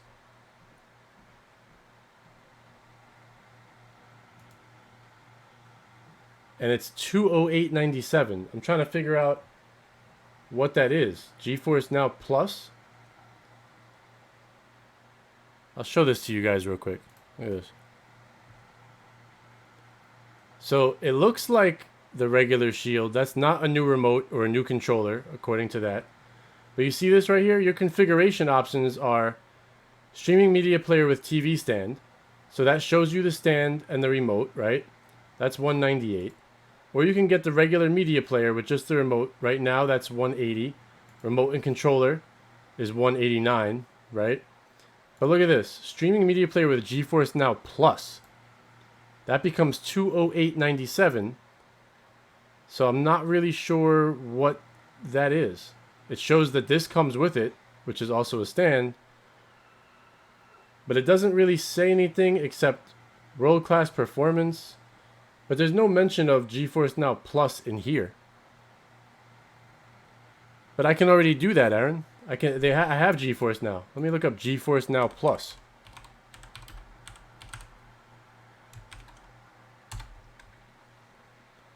See, here's GeForce Now from NVIDIA. I already have beta access to this, but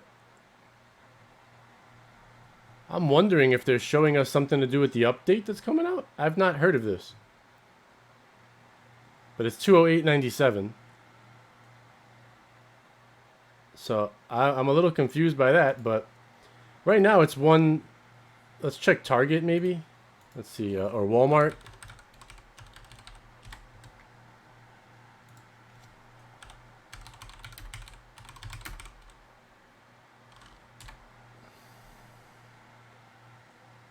What in the holy hell is going on here?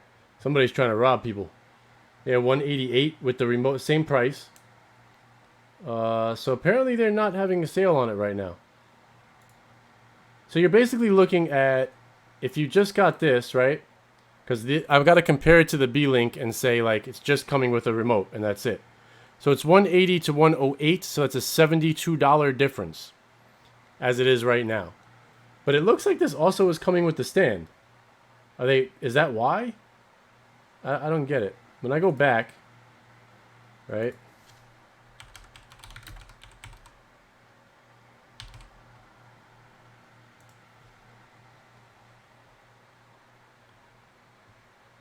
Yeah, that is the same one. But it shows the stand. I don't know why it's showing the stand. Oh. What is this?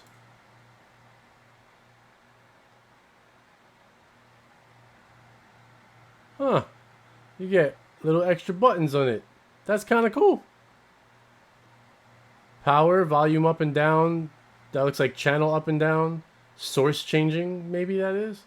Controls multiple devices, but that's pretty cool. How much is this? 25 bucks?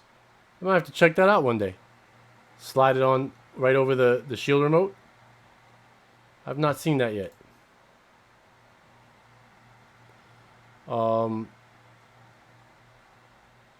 Yeah, it looks like that is the only choice right now. It's about 180. So, I mean, listen, my God's honest opinion, as far as it stands right now, is that this box is cool. Obviously the Play Store was a big, a big fail because you can't see what you're trying to put in. And you got to go back and forth between mouse, pointer, and regular scrolling with this remote that comes with it. But the device itself is very fast. It installed apps really quick. It opened and closed Juggernaut really quick. I was able to it moves around through the menus quickly, even though the menu system is kind of counterintuitive. We learned where the update comes from. So I think, it's not a bad box. I would honestly say I'm not putting this box as my primary box in my living room. Not until there's another update that fixes the Play Store, because I really want to be able to, as a regular consumer, don't think of me as me. Think of me as just a regular consumer. I want to buy this device, plug it in, and easily download apps. I want to get, things that work like that. TJ says, does it do 4K HDR or Dolby Vision? In the settings, they were mentioned for that. There were settings that were mentioned for that. Let me go back over here. But it doesn't specifically mention it on the device box itself. It just says that it can play 4K at 75 hertz. But it didn't say HDR. Let me double check that to make sure I'm right. But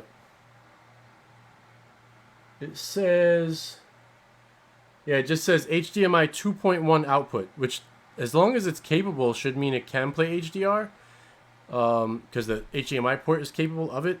But it says output up to 4K at 75 hertz. It doesn't really say anything about HDR, but when I went to Droid settings, I think, and then display, see HDR to SDR and SDR to HDR. So that's on auto. So apparently it can, I'm guessing. It doesn't really specify, honestly. But that's trying to say it would switch to an HDR content if it received one. So, and then your screen resolution. You can auto switch to best, but let's see. Well, we can find out right here. Well, it won't let me do it because I'm not connected to a...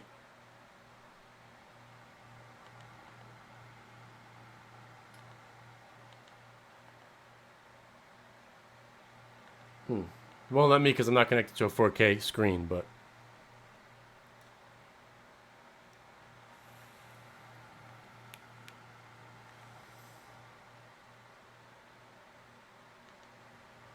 But out of the box, it's got a file explorer that works.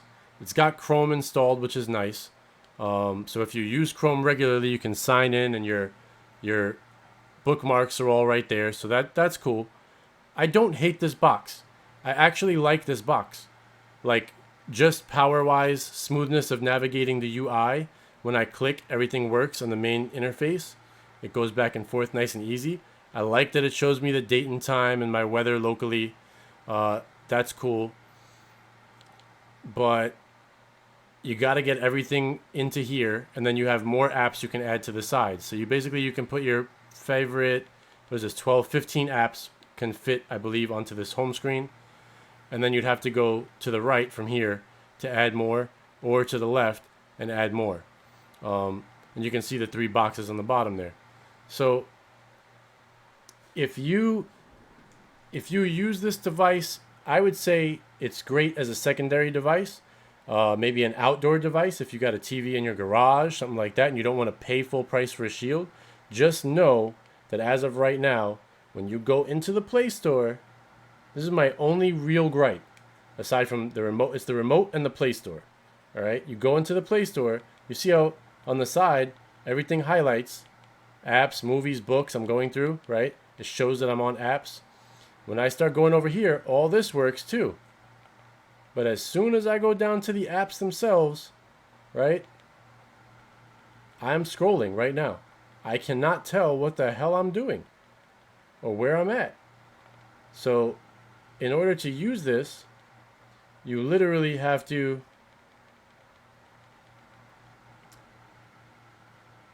click the button on the remote that turns on the mouse pointer, and then select the app you want.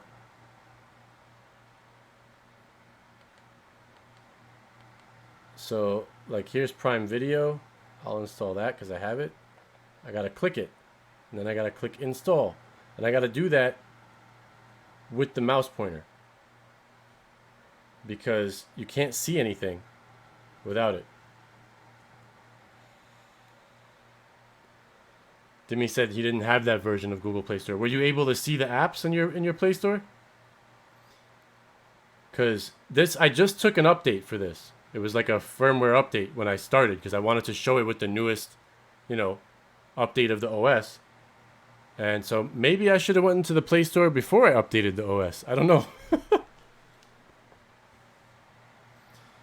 So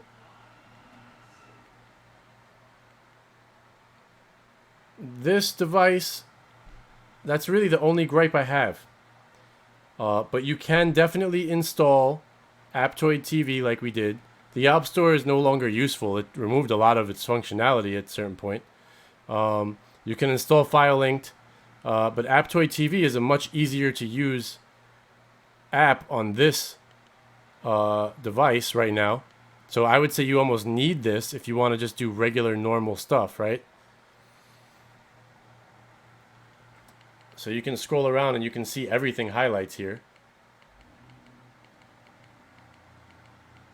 And they have a lot of apps in here that you're not, that you wouldn't get in the Play Store. So, let's go to the Play Store real quick because I installed Plex, but I installed it from here. I want to go in the Play Store real fast and find Plex. Now let's just watch what I have to do this. So I can't even see the highlight on search when I go up here. See, I'm on apps right now. It always starts on apps. I'm clicking to move around. There we go. I got to games. I can go over here. I should be in search when I press up. I can click it. I am, but it doesn't highlight it, right? I'm gonna see if I can get Plex from the Play Store and it updates the Yelp store, the other store's version. PLE. There it is. X. So I'm gonna press back. To back out of the keyboard. Then press down and enter. And it's apparently the latest version because it's just telling me to open it. So that's cool. I got the latest version installed. I also have this really annoying, you can see that when I'm in the Play Store, it shows up with the notifications on top. Let's see if I can bring those down with the re. Alright, so those notifications are always there. I hate that because it tells you, that shows you that it's using a phone or a tablet version of this. Let's see if I can swipe it down, maybe.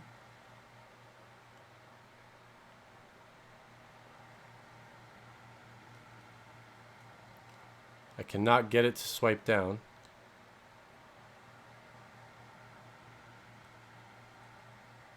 So that just apparently is just going to stay there. It will not, I can't swing it down or dismiss them or anything. At the very least, when you go back to your home screen, it's not there. Unless it's up high and I can't see it because I'm blocking it. It might still be there.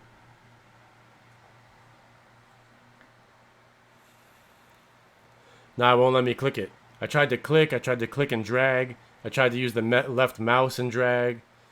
It was not having it. So it looks like it's just kind of stuck there, at least for now.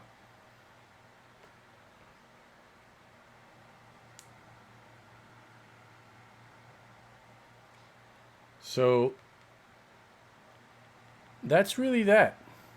There's not much else to tell you about the box other than at 108, I say the performance of the box is probably worth it for around $100. Performance wise of playing things, moving fast. The Wi-Fi was fast enough for sure. It maintained enough of the speed. It has a 1 gig Ethernet port, 2 USB 3.0 ports, 64 gigs of storage, 4 gigs of RAM. It's, S922X. It's a decent device. It looks really good. The build quality seems nice. But it's just got some inconveniences. And that if they fix that, if they update the way it looks and they fix it so that the App Store can highlight things, the navigation Give me a better. I mean, they obviously you're gonna have to buy your own controller if you don't like this one. I'm not a big fan of this remote. The voice search does absolutely nothing. I tried it like 4 times. It refuses to. I mean, it'll do your Google Assistant, but it you can save some money though. It's good enough at performance. I was impressed enough with the performance. I'm going to use it for like a week. But I was impressed enough with the performance that if it was around $100 like it is right now, 108, I would consider putting this, like if I was a person that didn't already have shields everywhere, I'd put a shield on my main TV, maybe throw this in a bedroom, throw this in a kid's room, in a guest room for people to use when they come over, so that you're not spending the full shield price to get a box, because this is going to perform very well. It's not going to lag out on them. It's not going to, it's got enough juice to really play. So I think if you want to save about whatever, $70 or something, it's okay for that. That's cool. You want to put one in your garage attached to a small TV if you're, working on cars or whatever you do, make woodwork in the garage, house stuff. Cool. Don't spend money on a shield for that, because you're kind of like wasting the shield putting it in there if you're only doing it for that. But keep an eye on the device. If the price is, in the vicinity of $100 or less, I'd be fine with it. It's way better than, all the other Chinese boxes with the S912s and the S905s. It's definitely faster than those. The annoyances with this box can be fixed by Beelink if they make updates to the UI. It's not that there's anything wrong with the hardware. I didn't see anything wrong with it at all. Gordon says I'd worry about regular OTA updates. You always got to worry about that with any box. I mean, to an extent, except the Shield and maybe Fire devices. You could kind of see that those two would be, good. But see, John says if you can't afford a Shield, then just get a Fire Stick 4K. But the Fire Stick 4K only has Wi-Fi. If you don't have good Wi-Fi, or you can't put it near your router to hardwire it, this has way more power than a Fire Stick 4K. It has a 1000 megabit per second Ethernet port attached to it. It's got USB 3.0 ports that allow you to add more devices, more storage. It's got an SD card slot.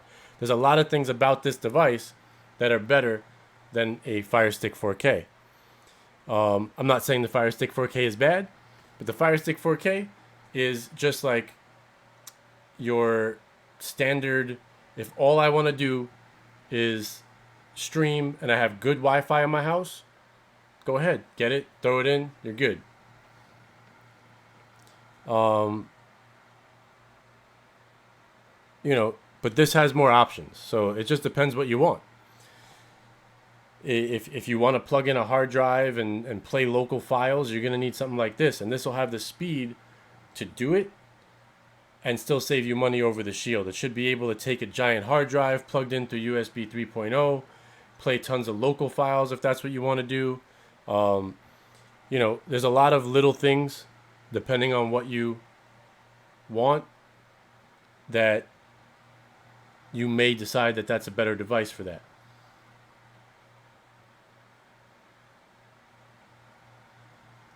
Yeah, Future Ace, but the device, you can get an OTG device for money that adds an Ethernet port. Sure, you can. But the device is not powerful enough to run a bunch of... You can't run 3 USB 2.0 ports at once at full speed off of that. It's not the same thing. Nothing wrong with the 4K Fire Stick. I actually recommend them to people. If you want one, get one. You just need good Wi-Fi, or you got to plug it in. Even Amazon sells it with an Ethernet adapter if you don't have good Wi-Fi, right? Yes, it does have better hardware inside, TJ, than a 4K Fire Stick. That's my point. It has the power to run all these external devices, to play different files, all kinds of stuff like that without an issue. Whereas your 4K Fire Stick basically just has enough power to run itself. That's all it's got.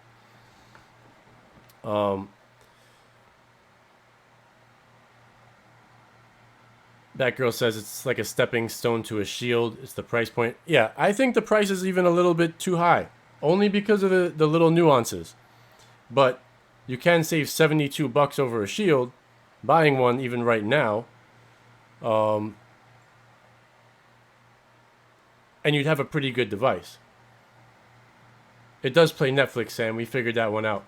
You have to get it from their app store, which is called the App Market.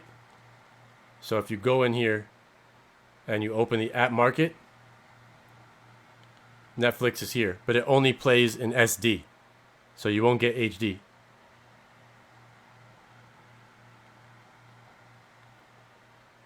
But, you know, it's like anything else. Dimitrology says there's a great custom ROM for more experienced users that like to play with that stuff. It's also rooted out of the box. So, you know, that's awesome too. You can mess around with a lot of stuff, get custom ROMs and firmware from places like XDA developers. So there's some fun to be had with it. So I don't think it's a bad box at all, aside from the nuances that Beelink should be able to fix. Maybe the Play Store updated, but Beelink should have seen that this updated. There's no excuse, you know, for a company like Beelink to not allow me to know where I am. As I see, even that highlights right there. But if I go into it, none of these apps highlight. I'm just scrolling down. I know I'm on the first row because I know it. All right. That first one, as the row starts, you can see when the row starts. Well, now as I go up, it doesn't even work. But I'm moving over. I think I'm at buy Jews right now. Let's see. I am. But I'm guessing. Totally guessing.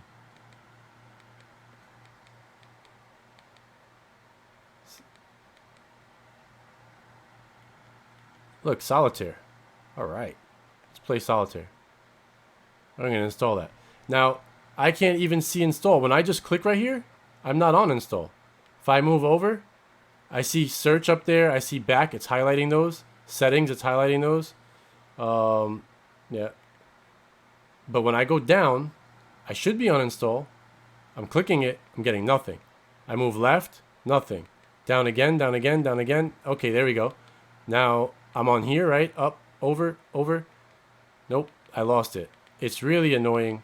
You shouldn't have to do all this.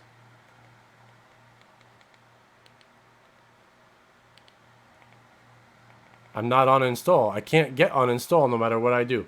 So I have to turn the mouse on and go over to it with the air mouse and click install. And then turn off the air mouse and go back to the regular stuff. So I don't have a Pi 4 yet, Ron. They're not they haven't come back in stock on my Micro Center. So that's something that can be fixed though. As of right now, this is like a serious killer for... I can't recommend it to someone that doesn't know what they're doing. I honestly can't. Because if you just bought this device and you went, oh, this is the more expensive device, it's probably a great device. It is. It's a very good device.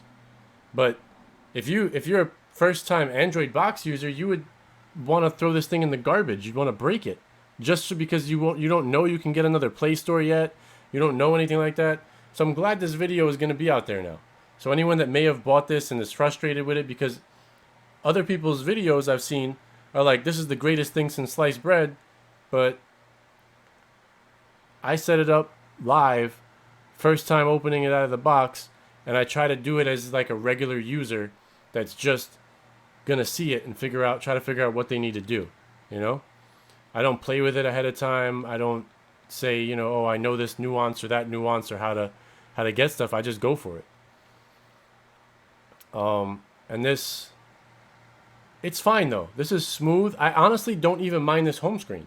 I usually hate them, but this is pretty easy. It's like, all right, here's Chrome, here's the Play Store, here's my settings, this is photos, this is all my apps. This one right here is showing how much RAM I'm using. And this is just giving me the time, weather, all that stuff. I appreciate that right on my home screen.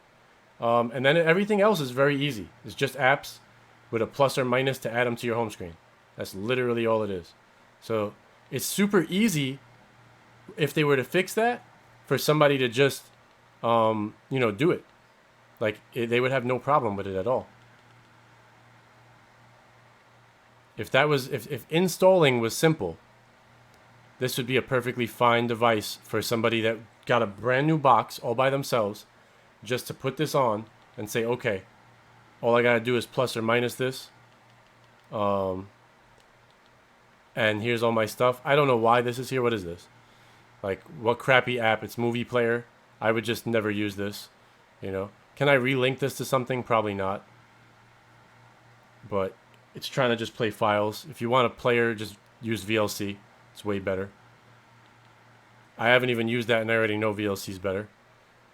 Speaking of VLC, guys, when you first install VLC on your device, okay, click on it, let it open, and it should ask you for the ability to see right there. Let VLC scan my device for media content. Make sure that's on. Go to done. I want a dark theme. Can I get to the damn dark theme? No. This is so weird.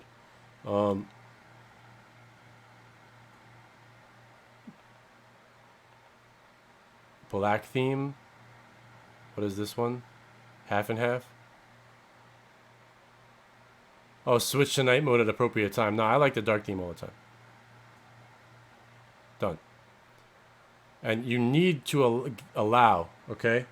If you don't allow first and you try to switch your apps to use VLC, it will just kick you out. That allow has to happen. So now I can go into something like Cinema HD, right? Or Zion. Because I hit that allow at the end there. And I can go into the settings, which are right here. And choose default player.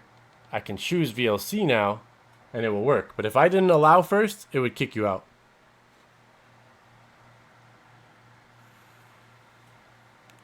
Yeah, I agree, Dimmy. Like, he says the launcher is a little outdated and not compatible to the price, of a flagship device. I agree with Dimitrology too. But I would say that this launcher is easy. Like, if the Play Store just worked the way it should, it's a very easy launcher. And I think that it's something that somebody that's a real beginner to these boxes would be able to pick up. I still think the Shield is easier. The Shield is a better device. Amazon Fire Stick, regular Amazon interface is good too. This is very easy if you want to get, started as well. It's pretty simple. It's not hard. So that's all I really got to say about this device. It's set up. It works. I got no real complaints other than this remote should be changed, and the Play Store needs to get a fix so I can highlight what I'm searching for.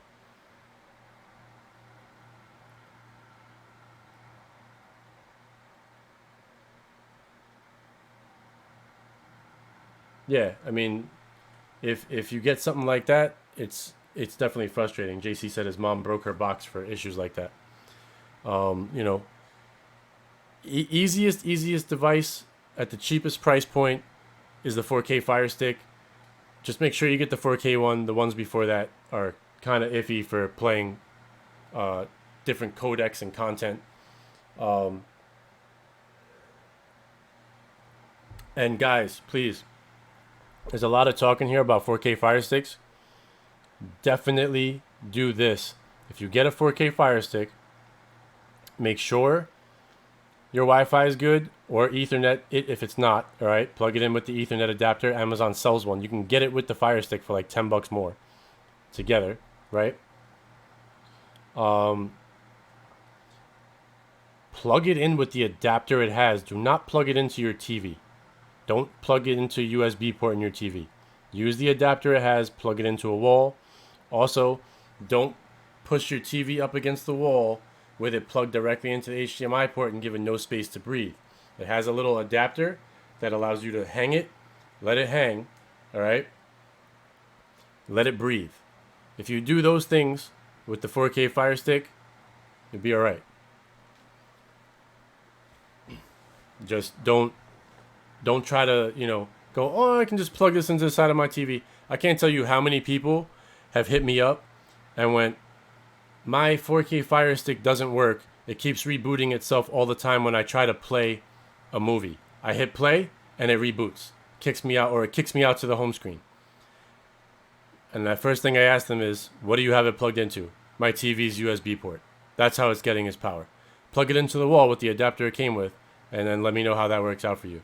They plug it into the wall with the adapter it came with, movies play fine. And that's what I mean. It's not a powerful device. It needs that juice that it's getting. Like, it can't just run. You gotta plug it in the wall. Gotta let it breathe so it doesn't overheat. And it'll be okay. If all you want to do is stream, that's your cheapest bet to get in. If you want the added thing of, like, maybe something like this is great for, you want to load up a hard drive with a bunch of kids movies, right? And put it in your kids' room. This would be awesome. You could plug that right in. It's cheaper than a Shield, but it has most of the speed of a Shield. It'd be really good for something like that. If you're ripping a bunch of DVDs or Blu-rays and they're for your kids or whatever, you want to plug in an external hard drive to it or put them on a micro SD card, shove that in, put it in the room, awesome.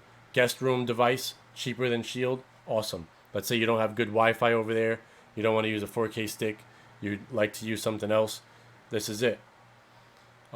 Especially if you have Ethernet in the room and it's far away, that's cool, works great. There's definitely use cases for it.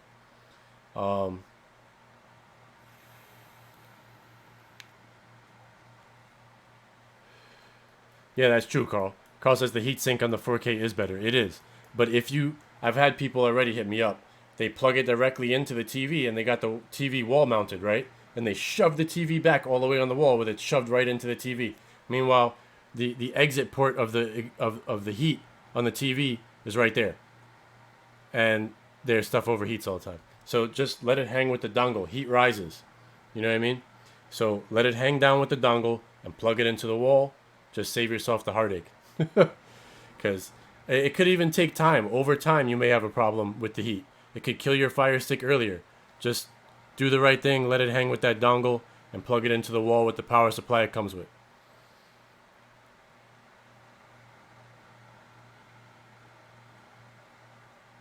Have I watched Power yet? I haven't. Aaron says, let it all hang out. That's right, sir. Somebody asked me earlier what's in the cup. This is organic strawberry lemonade. It's good, from Trader Joe's.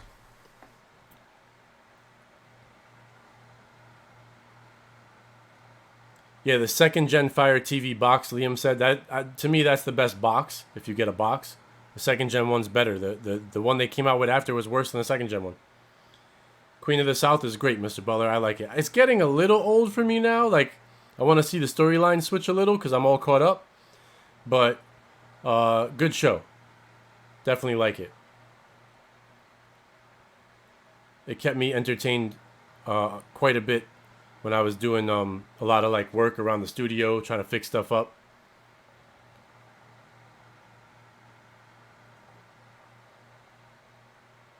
Dimmy said nice shirt. Thank you, Dimmy. Snowfall, I started, but I haven't gotten enough into it yet to really, like, I like it initially, but I gotta keep going. Like, I haven't seen the 100% plot in yet, but I started it. I did start it, Mr. Butler. And I like what I see from the beginning. I saw like maybe the first 4 episodes so far of the first season.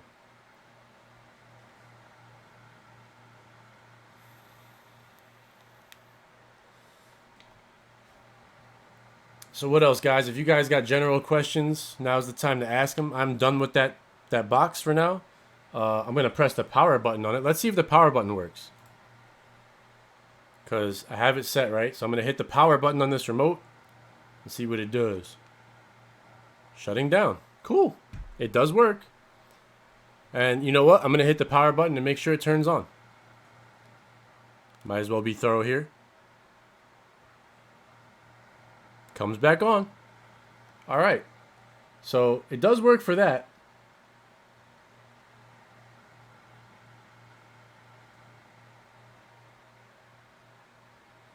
I can't really say. Like I said, it has its use points. It's definitely the fastest device going through the menus and scrolling around, even in the settings, other than the Shield that I've used. But it's pretty damn close with this OS, like just scrolling around like this, and then when you go into like settings, and I go here, and you do this, and you get in here, like doing this, and then hitting back, like it's quick, fluid. So I can tell that the hardware is good just off that, because a lot of these Chinese boxes lag. Just doing stuff like this, I would eventually lag up, and I can fly through back. Look, I can just I'm going through the whole thing over and over and over again just by continuously clicking. And this is not happening on most Chinese boxes. It'd be like, I'm sorry, you're killing me right now. You know, so I'm fine with that. It started playing videos quick. You know, it's a quick interface. It's got better hardware than any other Chinese box, better hardware than a 4K Fire Stick. You know, just as far as fluidity goes, I'm good with it. They just need to fix that Play Store thing. And I will update you guys. I will keep updating this box for a while, see if it gets fixed. But that Play Store thing is no good. Alright, Tony, be good, my man. Dimmy, I do want to start watching The Boys, but I haven't started yet. A lot of people have told me it's good, though. I'm going to check that out, too.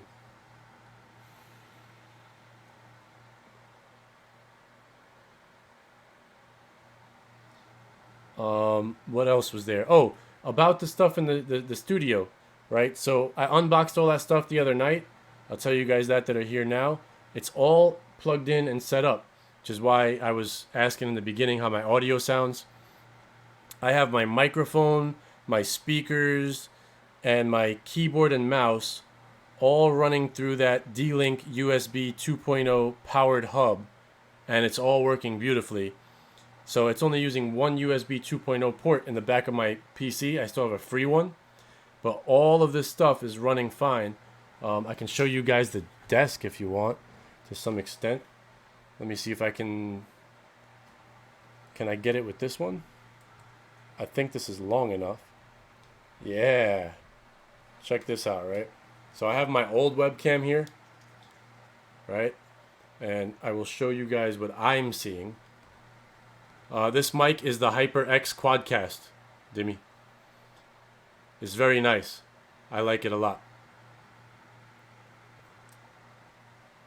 And no drivers or nothing. You just plug it in and it works. That's it. It has a nice, I can show you real quick. So it's got a stand and it has its own thing built in to stop from vibrations. Built right onto the stand. It lights up red. It's from HyperX. This is your gain control, right? So I can be crazy loud right now. Oh, snap. Or really low. I'll put it back. It's just a knob on the bottom for the gain. And on the top, it's capacitive touch. Mic's back on. It's very nice. I like it, Dimmy. It's from HyperX Quadcast.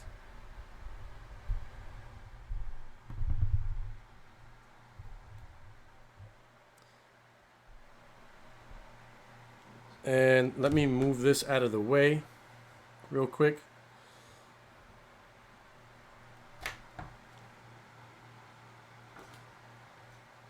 I'm going to try something now that I took this down. I'm going to try to leave this Brio running, my 4K webcam, and kick into my 1080p webcam. All of these powered USB hubs are really helping out a lot. I can run my capture card, my HD60S from Elgato, at full speed. It's like 40 megabits per second stream in the bit rate. It's like basically 40,000 bit rate, right? Kilobits per second. Oh, back off the mic.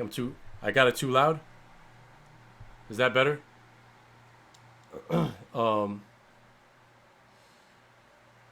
So everything's running good because they're separately powered, right? Elgato is great, Lord Baza. Wayne, that's your connection. Is my audio and video out of sync for the rest of you guys?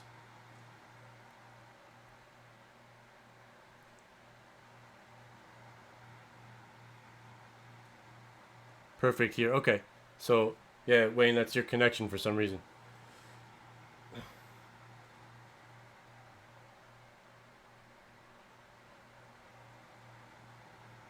Alright, so I'm going to turn this on. I'm going to try real quick, just so I can show you sort of the setup. After I connected everything.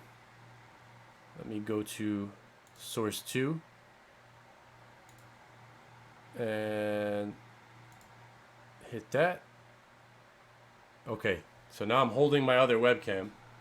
I'm going to try to back up with it because it's got a pretty long cable. So this is what I see while I'm talking to you guys. So I got the speakers there. The lights are on, so you can't really see the RGB that good. But the mic sits there. There's the Beelink box sitting there that I plugged in. I moved my shield over here for now. My PC's right here. Xbox next to it. My old mic is sitting right there for now. And there's my lights and everything back here. You can see the lights go all the way around. And then there's my cup. Trying to get it to stay focused. And just controllers, the box I opened. And Cell sent me that throne right there for Game of Thrones. There's my AC and the fan that's on it, as I'm just using a fan today. And you guys can finally see that window I keep talking about. That's the only window to outside. So I just have the window open with the fan on right now. And it's just blowing air around. And then just the back. If I can get that above me. My back wall with all the stuff on it. Hats are there, printer. And that's it. And then all my stuff from earlier that I still have to clean up is on top of that little cat tree. I'm eventually going to bring my cat down here. Damn, it's so hard to get that to go over there. But yeah, that's like a little cat tree. So those are my old speakers down there, my old headset. Elgato HD60, they have different ones. Let me put this up here now. But it's nice that these work together. I can use these and not have a problem. So like I could literally do this. Look. What's up, guys? Now both cameras are on at the same time. Two directions of me.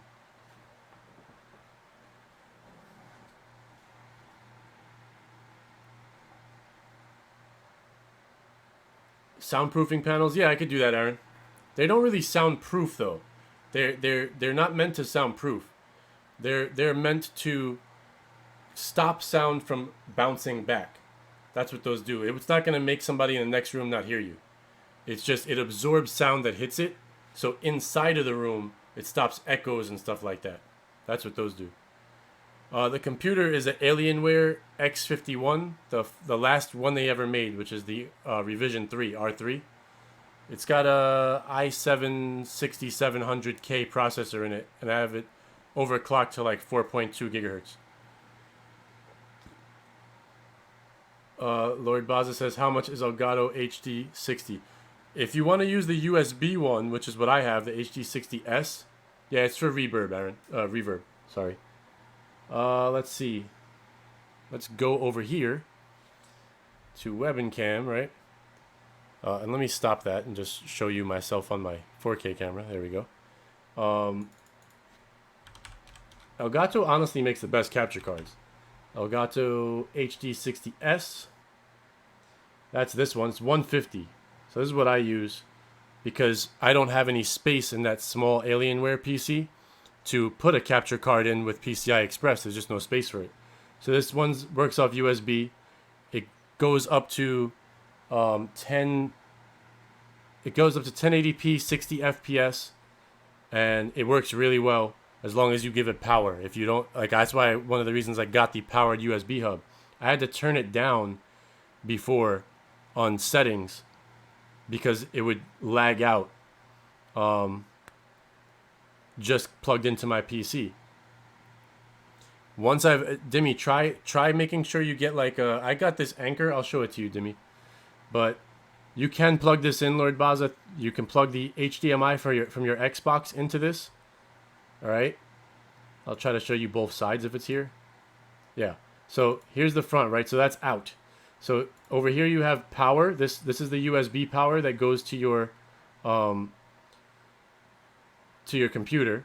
And then here's HDMI in. So you would take the HDMI out from your Xbox, plug it into the in of this, then take the power cable from this. The other end is a USB cable. You plug it into USB 3.0 port on your computer. And then the other side is the out that goes into a monitor on your TV or your computer. And you don't need the out. You can leave it off if you just want to play inside of your recording software. But it gives you virtually no lag. You see it real time even going through this. It's really good. But Dimmy, I had the same problem. It would drive me nuts sometimes. Sometimes it wouldn't start up. Sometimes it would lag on me. I got this Anchor powered USB hub. I got, where is it? This one. 60 watts. That and it has 3 charging ports with IQ. Those don't connect to the PC, just for charging. Right? But you'll get extra power. It won't draw the power from the computer. It will draw the power from this, and that fixed my problem. So, and you can plug so much stuff in here. You just have to plug that into the wall and the other end into the 3.0 port on the PC. But instead of using the PC power, it gets the power from that, and the PC only has to handle the data. And that fixed it for me. Give it a shot. It might fix the problem for you. Because nothing else worked until I bought that and plugged it in. But that works. And I have it in there by itself. Nothing else. I let all 60 watts. Like, it can draw as much power as it needs. And I just leave it. I mean, I plugged in other things on occasion, but like, I don't leave it permanently. I have other small USB ports. I'll show you. It should be in my orders here. Or I'll just find it. It's powered 4-port USB hub. You can try this if you want something cheaper, but it has to be plug-in. It had good reviews. This one, I bought these, $19, right? 95 reviews, 4.5 stars. And each one has a button. So the button, you have to press it in to turn the power on, and you can turn off on the other ones. So far, these are working nice for me too. I have 2 of these and 1 of those big Anchor ones. It has less power than the Anchor one. But I use one of these for my webcam, my 4K webcam, all by itself. Because I was getting stutter in the webcam before where it would literally freeze. And I couldn't run 4K at all running it off my PC. It would lag out totally if I did 4K. I'm running 4K right now on the webcam with no problem. I mean, I'm only outputting it to YouTube at 1080. But I have 4K on the webcam with HDR on. And I haven't got one actual stutter. It's a little slower because it's 30 frames per second, but that's all the webcam can do. But it works. Just powering it off this changed everything.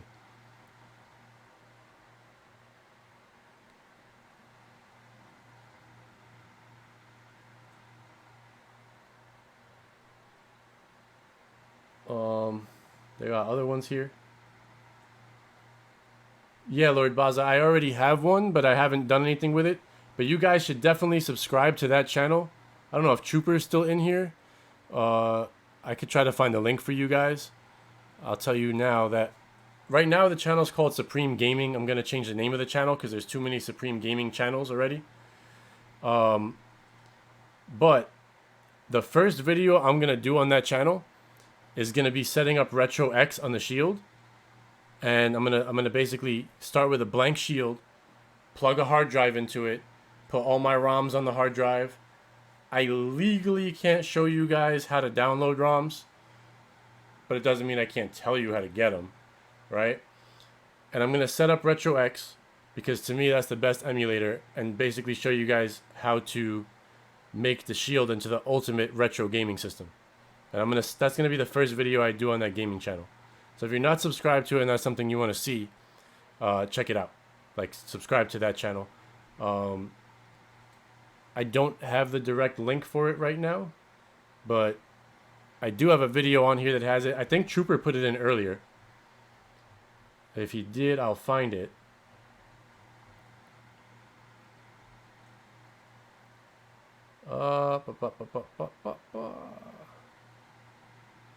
Here we go.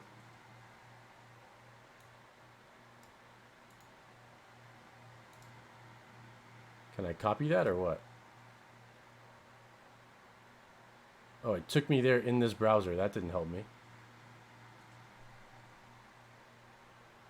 Refresh the chat. Yeah, I can't get to it right now because I can't copy out of this chat.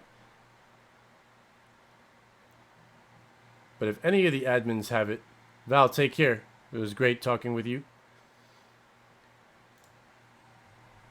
If any of the mods are in here that have it, let me see if I can get it from the actual YouTube page.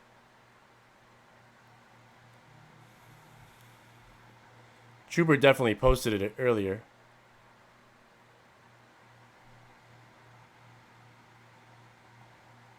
Yeah. Hold on, I can get it now.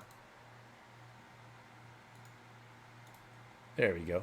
So, the gaming channel is currently blank, but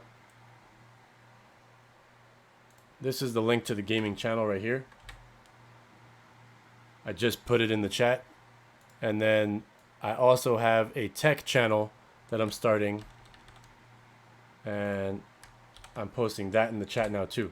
So those are the two channels right there that I'm starting. The gaming channel, like I said, I'll do the Shield. I've already decided that's going to be my first video.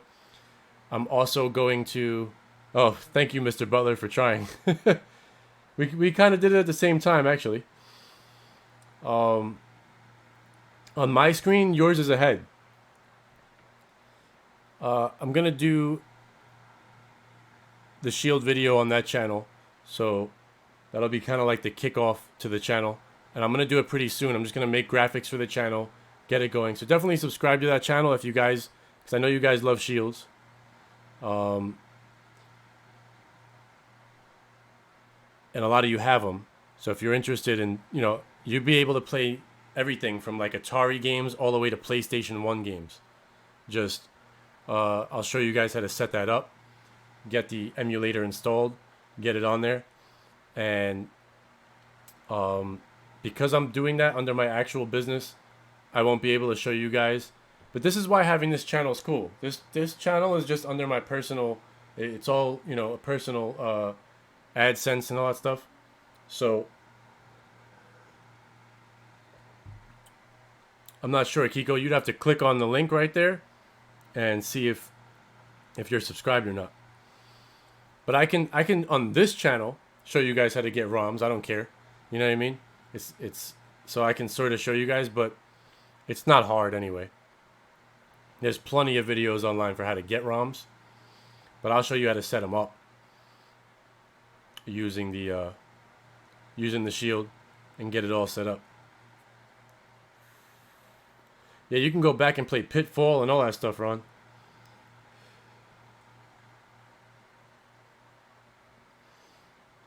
So that's basically what's happening for me. I'm gonna work on that channel, work on getting it set up, and then from there I will make that video. But I gotta keep it clean on those channels. Like, I'm not gonna show any kind of content that could be deemed inappropriate. Doesn't mean I can't show the game sort of a little bit. I might be able to, but I can't show you guys how to get ROMs because technically downloading ROMs is not legal. You know, but you guys can always come back to this channel and get a little refresher or just search for it. It's in plenty of places. It's not hard to get them.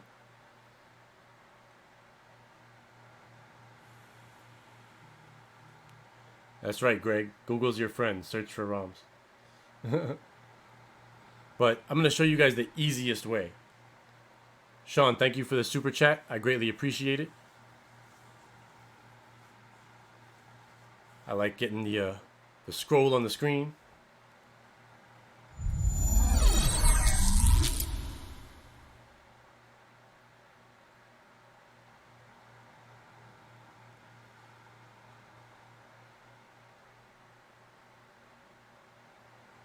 On the Gaia build, why is the YouTube app saying pending update? Because YouTube is a dependency, Liam, that's inside of Gaia. So it requires the installation of YouTube. If it's working, don't worry about it. Pending update means that there could be an update in the Gaia repo, and it should eventually update, but you don't have to force it. It should still work fine with the YouTube that's on there now. You can try to like go into YouTube, open it, and tell it to update if you want.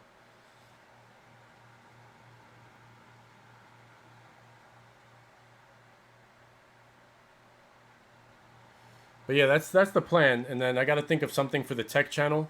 I might do some reviews of some of the stuff I just got on the tech channel maybe, but the gaming channel is going to be heavy on Shield gaming initially, including the retro games. I'll do using GeForce Now on the Shield, and I have a GeForce Now beta for PC as well access, so I might do the PC GeForce Now. And then when Google Stadia comes out, yeah, I definitely want to do a new PC build on the tech channel, Mr. Butler. I just need the funds to build a new PC because I want to replace this Alienware and eventually use the Alienware as my Plex server. I was going to build a Plex server, but I think the Alienware is going to be just fine for it. I still might build one anyway because I want to show you guys how to build them. But initially, I'll probably use that as my Plex server and go from there. And I got to get my hands on some Raspberry Pi 4s, and I'll do those on the tech channel also. But those are very relevant here too. So I'll probably do some Pi 4 videos here and on the tech. There might be some videos I upload to both.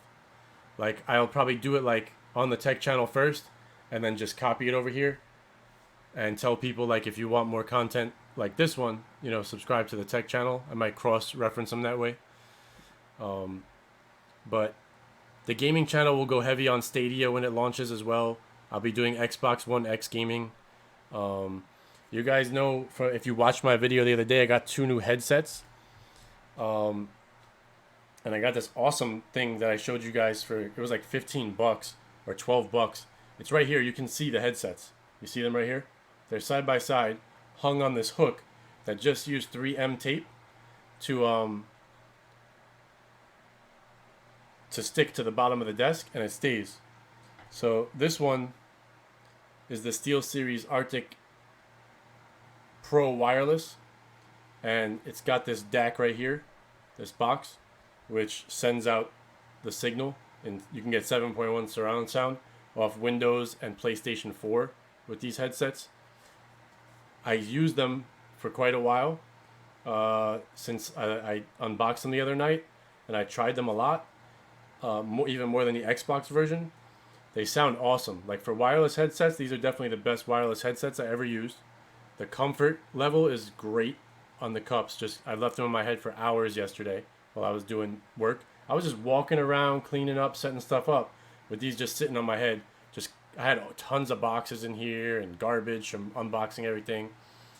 The mouse pads are nice. I have one here, one here, one here. They're huge, but they're nice. But this headset for a PC headset's my favorite one I've ever used. And I got a 3.5 millimeter audio cable in the back of this DAC box, which is like an auxiliary out port. Plugged it into my subwoofer for the Logitech speakers. And now on the PC, I can leave my sound set to the headset all the time. So I make the primary device the headset, which is on the computer it says SteelSeries Arctic Pro wireless. I set that as the primary sound output device. But as soon as the headset turns off, this receiver then sends out the aux port and into the speakers, so I never have to change to the speaker as an output. And as soon as I kick the headphones on, the speaker turns right off and goes into the headphones. So I love that. I think it's very useful. It's a great setup for ease of use and really, really good headset. I'm going to start adding all these things as I go through them to the Amazon store too, guys. And I gotta say though, these headphones for the Xbox are without a doubt the greatest Xbox headphones ever. Microsoft has a I'm actually a little bit more excited about these wearing them on my head. They have actually cooling foam. There's cooling gel in here. Like it's cold when you put it on yours. It's so nice. It feels very similar to the other one, but it just feels a little bit nicer on your head. But these are the Arctic Series Steel Series Arctic 9X, which are basically only for Xbox. And these things, there's a Windows Sonic, right? Is a surround sound that's meant for headphones. And Xbox uses that. Game developers develop with it. I put it on, right? I'm able to use Sonic with this. I think it's the only headset that actually natively supports Sonic and has it built in, because this headset has every proprietary thing from Microsoft in it. I can press the power button on this and it turns on my Xbox. Like, it's built in, full wireless. There's no receiver like I have here on the PC. I have to do absolutely nothing. This function is just like a controller. Turns the Xbox on and off. I can adjust my game chat and audio to, game to chat levels right on it. It's really awesome. And it connects via Bluetooth to your phone at the same time. So you can, if a phone call comes in, it'll ring on the headset while you're gaming. The other one does too, the white one. And you can answer the call and it'll stop your audio going out into the game while you talk privately. Then you hang up and your audio comes back into the game. So I really, really, really like both of these headsets. I was a Turtle Beach guy forever. I have the Elite 800Xs sitting back there.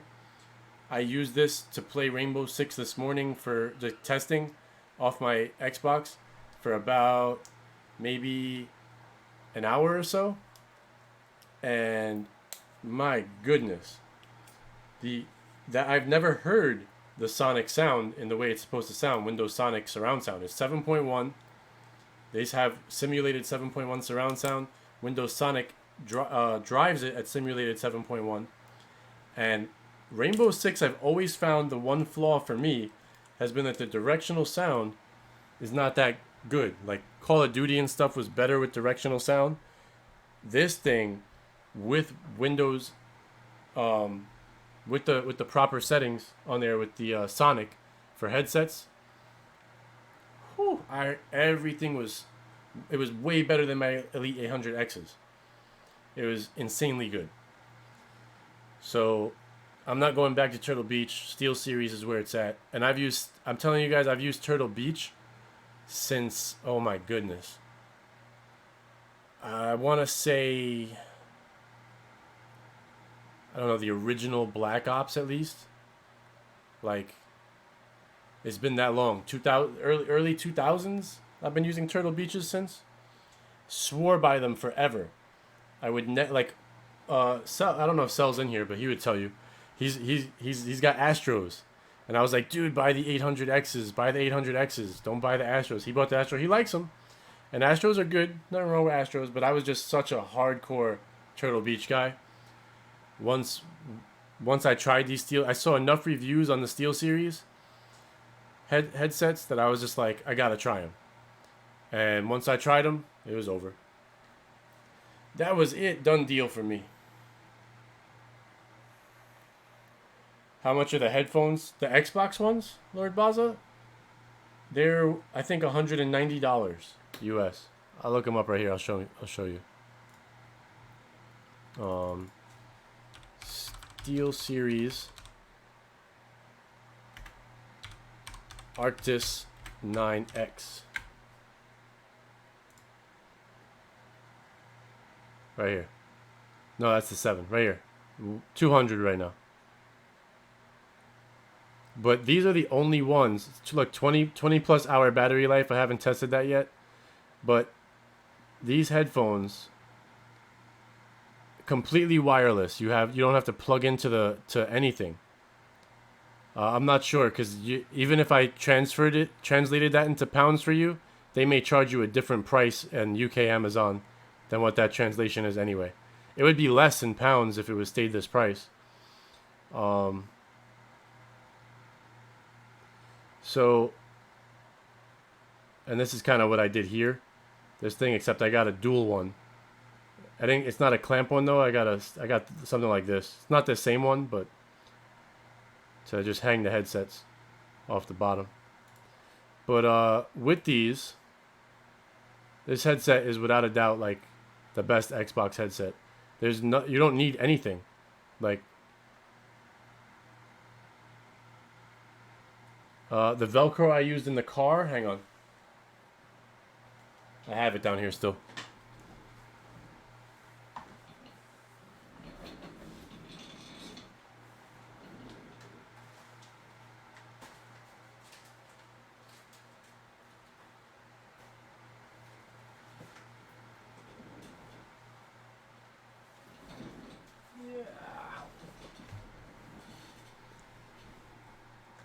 Yeah, the battery's built in on that. It's that time. Hold on. I bought their strips. It's Velcro brand, the actual official Velcro brand. The strip holds up to 10 pounds, it says. And there's 2 strips in here. It was like $6. But it's actual Velcro, and it says sticky back for auto. Because it's designed to work in the heat. I don't know how well you guys can see this. But it's like holding something up on the side of like a trunk. Actual box with 2 strips on it.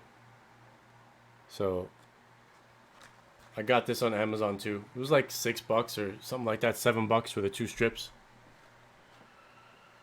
What headset would I recommend for PC gaming? Right here, hang on. So Xbox gaming, this is the headset, like undoubtedly the best headset. Nothing is better than this headset for the Xbox. And it's completely wireless too, which is awesome. For PC gaming, this is what I just got right here. It's more expensive, but so you guys can see that DAC I was talking about. So you see that line out button? That's what I sent into my subwoofer, and then it automatically sends over there. So there's a white version and a black version of this. The black version is slightly cheaper. I got the white version just so I could easily differentiate between the Xbox one, because their designs are almost identical on everything. But it's like $10 more for the white one. But this is awesome. It's really the best headset. If you look at the response of this compared to other headsets, it goes like the headphone frequency goes to 40,000 hertz. And you look up any Turtle Beach, there's no Turtle Beach headsets going to 40,000 hertz. The microphone is awesome too. But this one, you have to plug this into your PC, this box, and then it just connects wirelessly to the headset. The second you turn the headset on, it auto connects. It has software on the computer that works with both headsets. Let me see if I can show you that.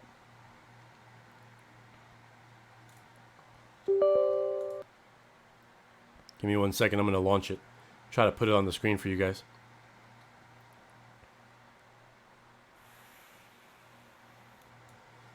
So right here you can see that, let me pull this back up. So here's my Pro Wireless. It's not connected right now. That's not connected. But I can click on this and it pops up a whole configuration for this. So it can auto shut off after 30 minutes. You can do the audio, so you can change the profile. So surround profile game, you see on was 7.1 surround, and I set it for game settings. You can change. I added a little bit of bass to the headphones because I felt that they were slightly lacking the bass. So there's a low and high. I put it to low. It was great. The dialogue was already loud enough. I left it alone. You got an EQ. I set it to immersion, which is good for gaming. But there's all kinds of EQ options here. If you do get this, make sure volume limiter you turn off, because with it on, it's too low of a headset. And then here's your mic side tone, which is how much you hear yourself through the headset so you don't start screaming.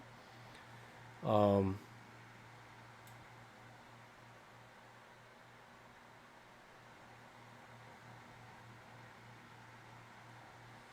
that's really it. It's pretty simple. You can save multiple configurations. And you can do that on, like if I do the 9X, it pops up. The 9X is a little different. Let me try to get this box over here. It will not let me move the box all the way over. I don't know why. Oh, there we go. I got it. So here's for the 9X, right? You got a few more EQ settings here. There's different presets for it. But it's only meant to work with Xbox One, but it can also connect over Bluetooth to your PC. But it's much more simple. You just have different EQs, whatever you want to do. I left it alone on flat and it was great. But your EQs are like, you can make a custom one. It has flat, bass boost, smiley, and performance. I left it on flat to play Rainbow Six this morning. It was awesome. Same thing, I put a low mic side tone. You can, in this app, you can adjust your mic volume, or you can do it right from the headphones, but you can get in here and do it. But that's all there is to it. It's not a hard settings to use at all. It's very easy.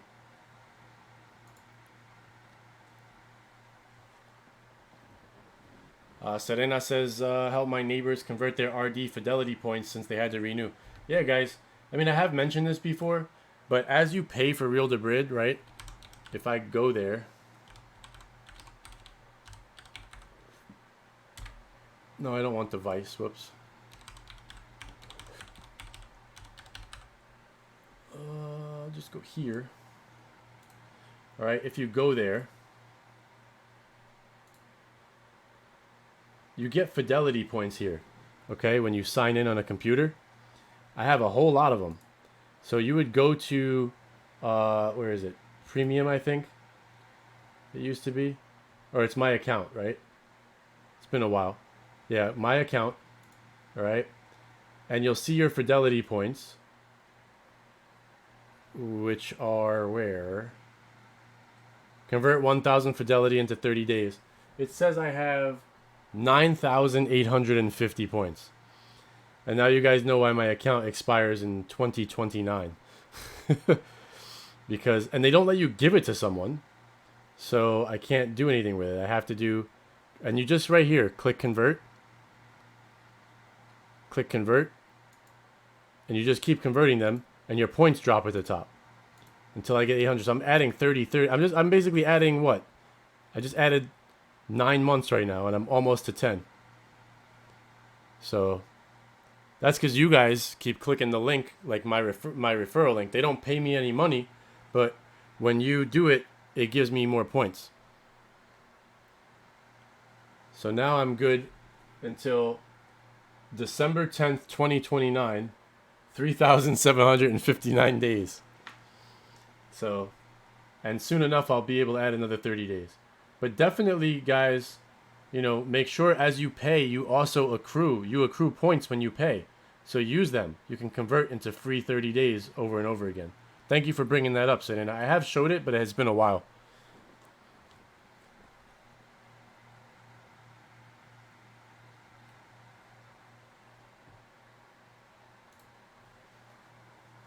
So I'm going to go eat some food, I guess, guys. Because you guys, I think we went over the Beelink pretty well. And I answered some other questions. If you guys got any other questions for me, I could take questions for maybe 5 more minutes. So if you want to fire away, then I'm going to go out to the barbecue grill because the rest of my family's out there grilling. And I'm going to eat some food. I do appreciate you guys jumping in too. Thank you for everybody that showed up. Thank you for you guys' questions. Thank you for commenting in the chat. Thank you for the super chats. I greatly appreciate all that stuff, guys. So, oh, Lord Baza, it says 180 British pounds. What am I eating? I'm not really sure. Whatever. My brother-in-law, my sister, and my wife are outside right now grilling. I don't know what's out there. I'll eat whatever they're grilling. Cell said, I'm here for you. Thank you, Cell. Cell, you see your throne back there, my man? Right there. Cell sent me that throne as like a new studio gift. So I had to pull it forward front and center so that at least it shows up somewhere.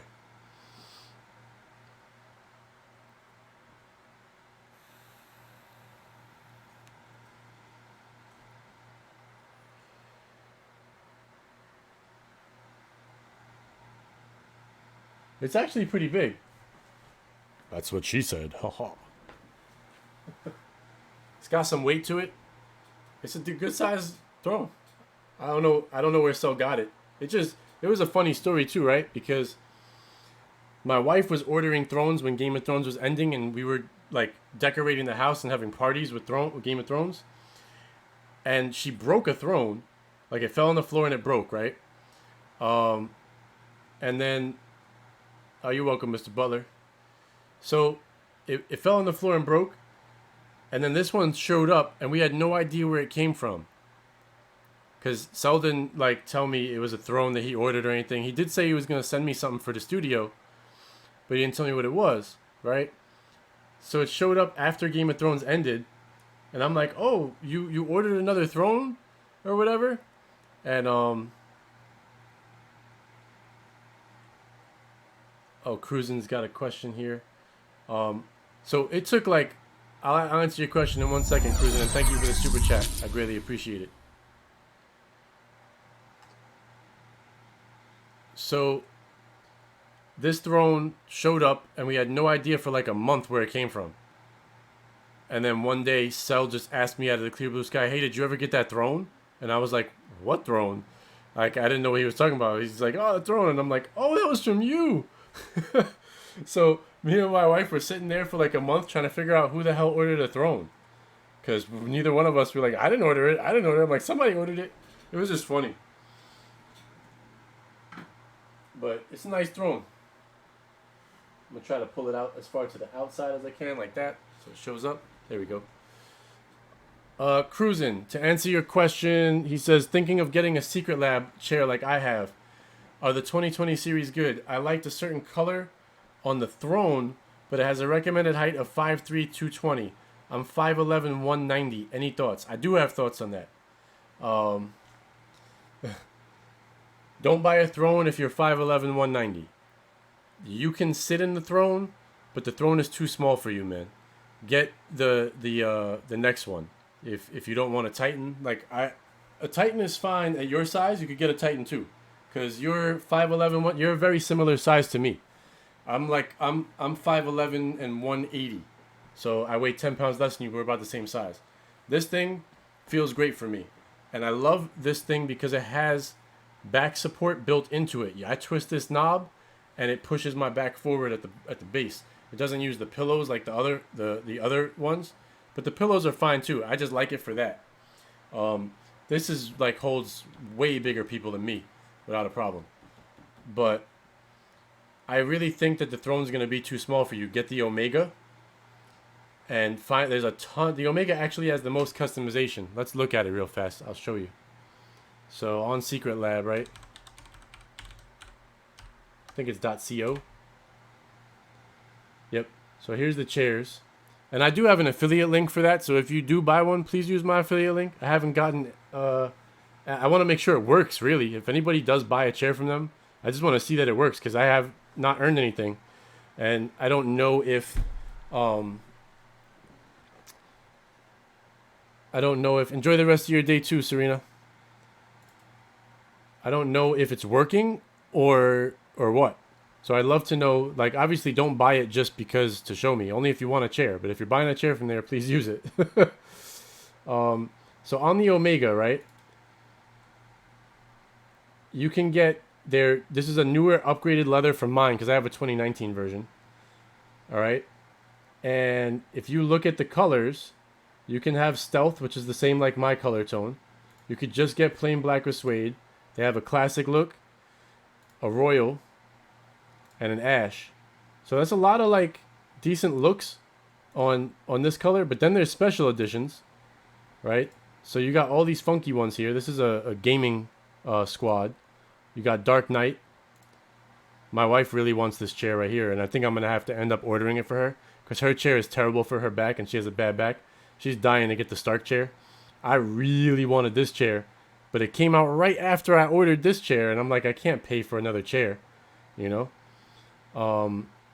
But I think I'm going to end up getting the 2020 Omega for my wife. They got Lannister. So there's a lot of options here in the leather. All right. Anything that you happen to like. They have more here than anything. That one's pretty nice. I like that design. And then you also can do the soft weave fabric, and they have cookies and cream for that and charcoal blue. So if you can find one that you like there, I'd much for your size, this is going to be a much better chair for you, man.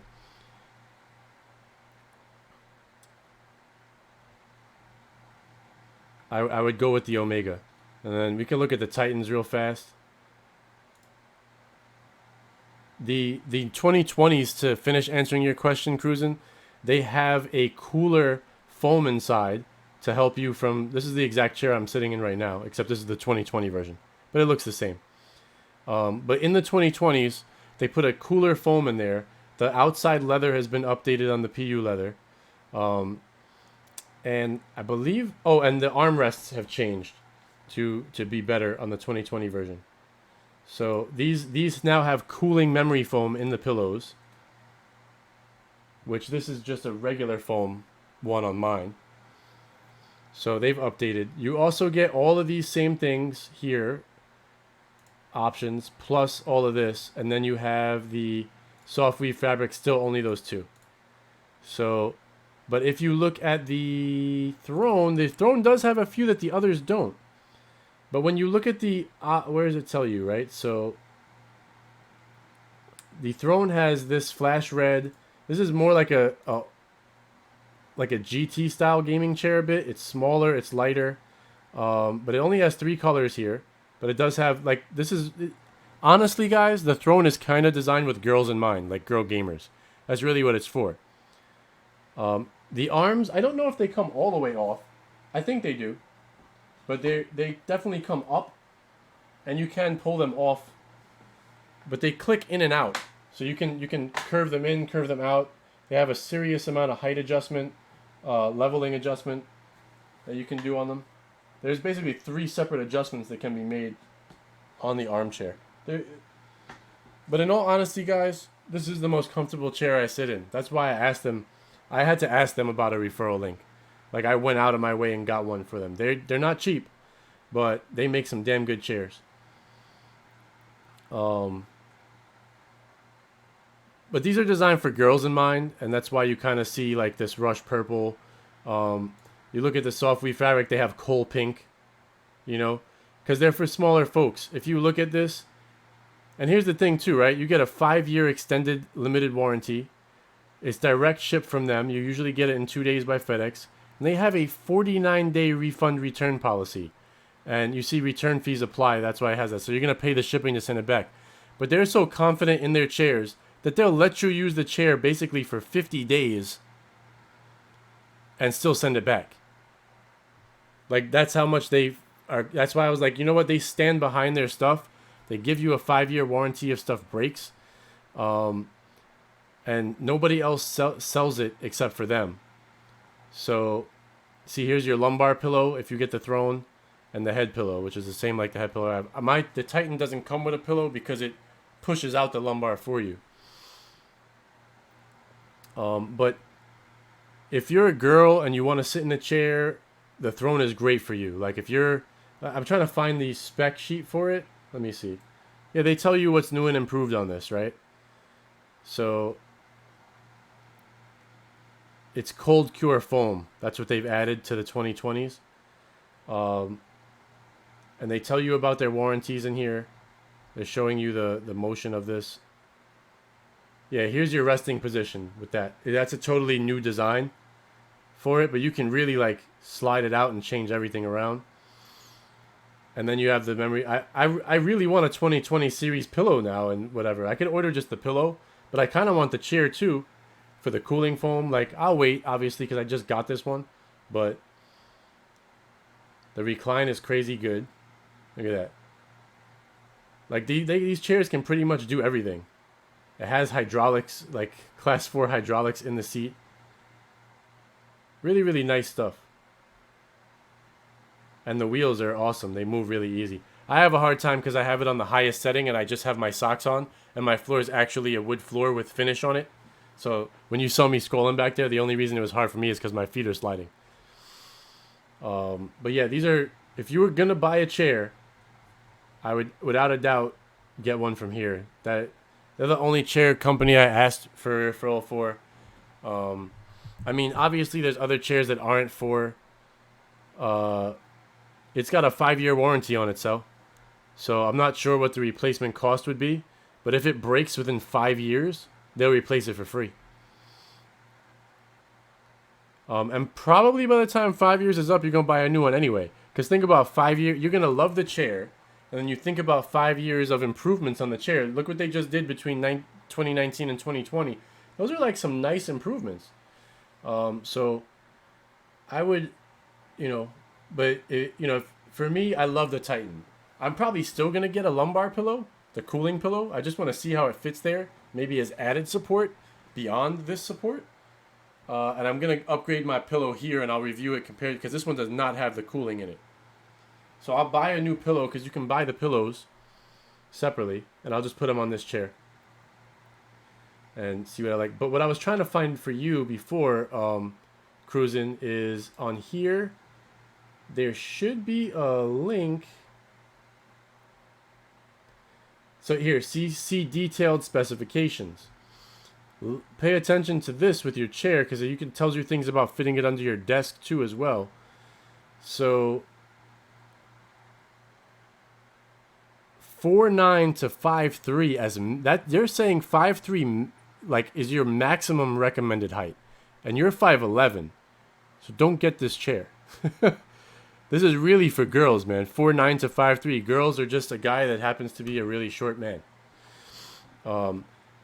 So this chair is really for that. And then if you look at the Omega, all right, click on these specifications. It gives you more detailed specs, right?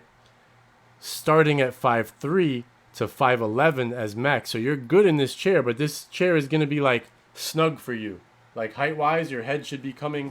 You see how I'm already at the top of this up here?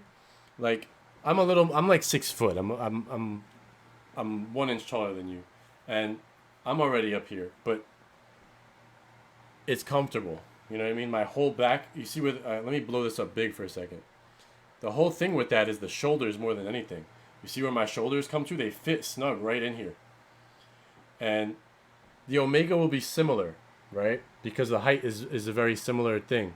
I'm sorry, this is the Omega. And then if you look at the Titan, which I'm in, it makes it the base a little wider where I'm sitting. This doesn't hug me because I'm a pretty thin guy. So these bolsters here are not really hugging me. I can move side to side in them. In the Omega, you're going to not be able to do that. You're going to kind of be bolstered in like you were in a bucket car seat almost, but a very comfortable one. So if you like that kind of feeling, go with the Omega. It'll be a little snugger on you. That's kind of the difference. It's a little smaller, a little more snug, right? And then if you look at the Titan and you go in here, you should be at least 5'9" to even get the Titan. And that's also about the height. Hold on, let me go back to the Titan for you guys. That's about the height here. Okay, so you should be at least 5'9", and it fits someone up to 6'7". And you see the doubled star, recommended height based on general reference. So that's their internal, lookups on things. But this can hold 290 pounds. So it's really more about, I can fit, I weigh like 180. So I can fit another 110 pounds in here. So I could have a small girl sit on my lap, and I'd be good. It's all about kind of what you're working with here, like what it is that you're looking to do. If you really want to be snug in a chair at 5'11", get the Omega.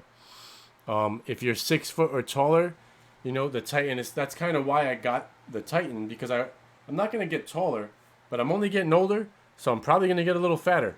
So I figured, let me just get the Titan. I'm the right height for it. And with the Titan, let me show you guys this too so you could see. So you get the new leather also, but this is the Titan exclusive. You twist this. That's nicer. No, the knob looks similar, the same as my knob, actually. But they had a video somewhere showing that before on the channel. They're showing you the armrests and the pillows. The lean back.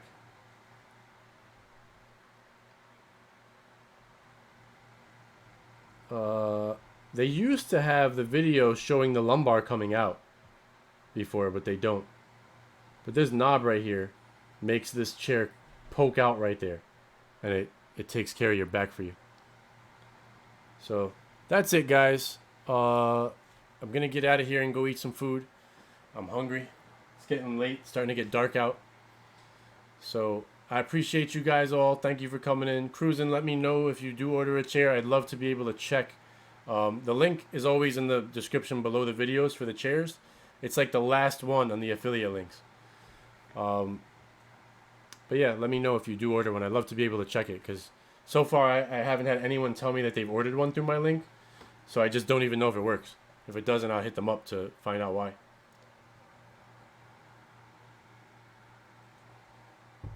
So thank you guys. Stay supreme. Have a great rest of your evening. I'm going to go watch Power and Fear the Walking Dead.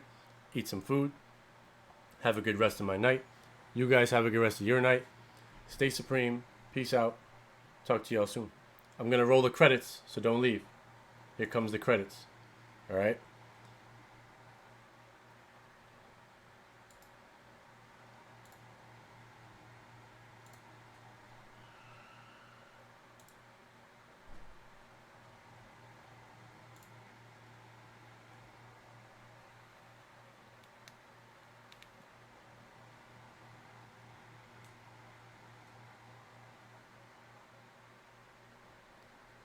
Thank all you guys. Have a great rest of your night. Take care. Be good. Stay supreme. I'm out of here.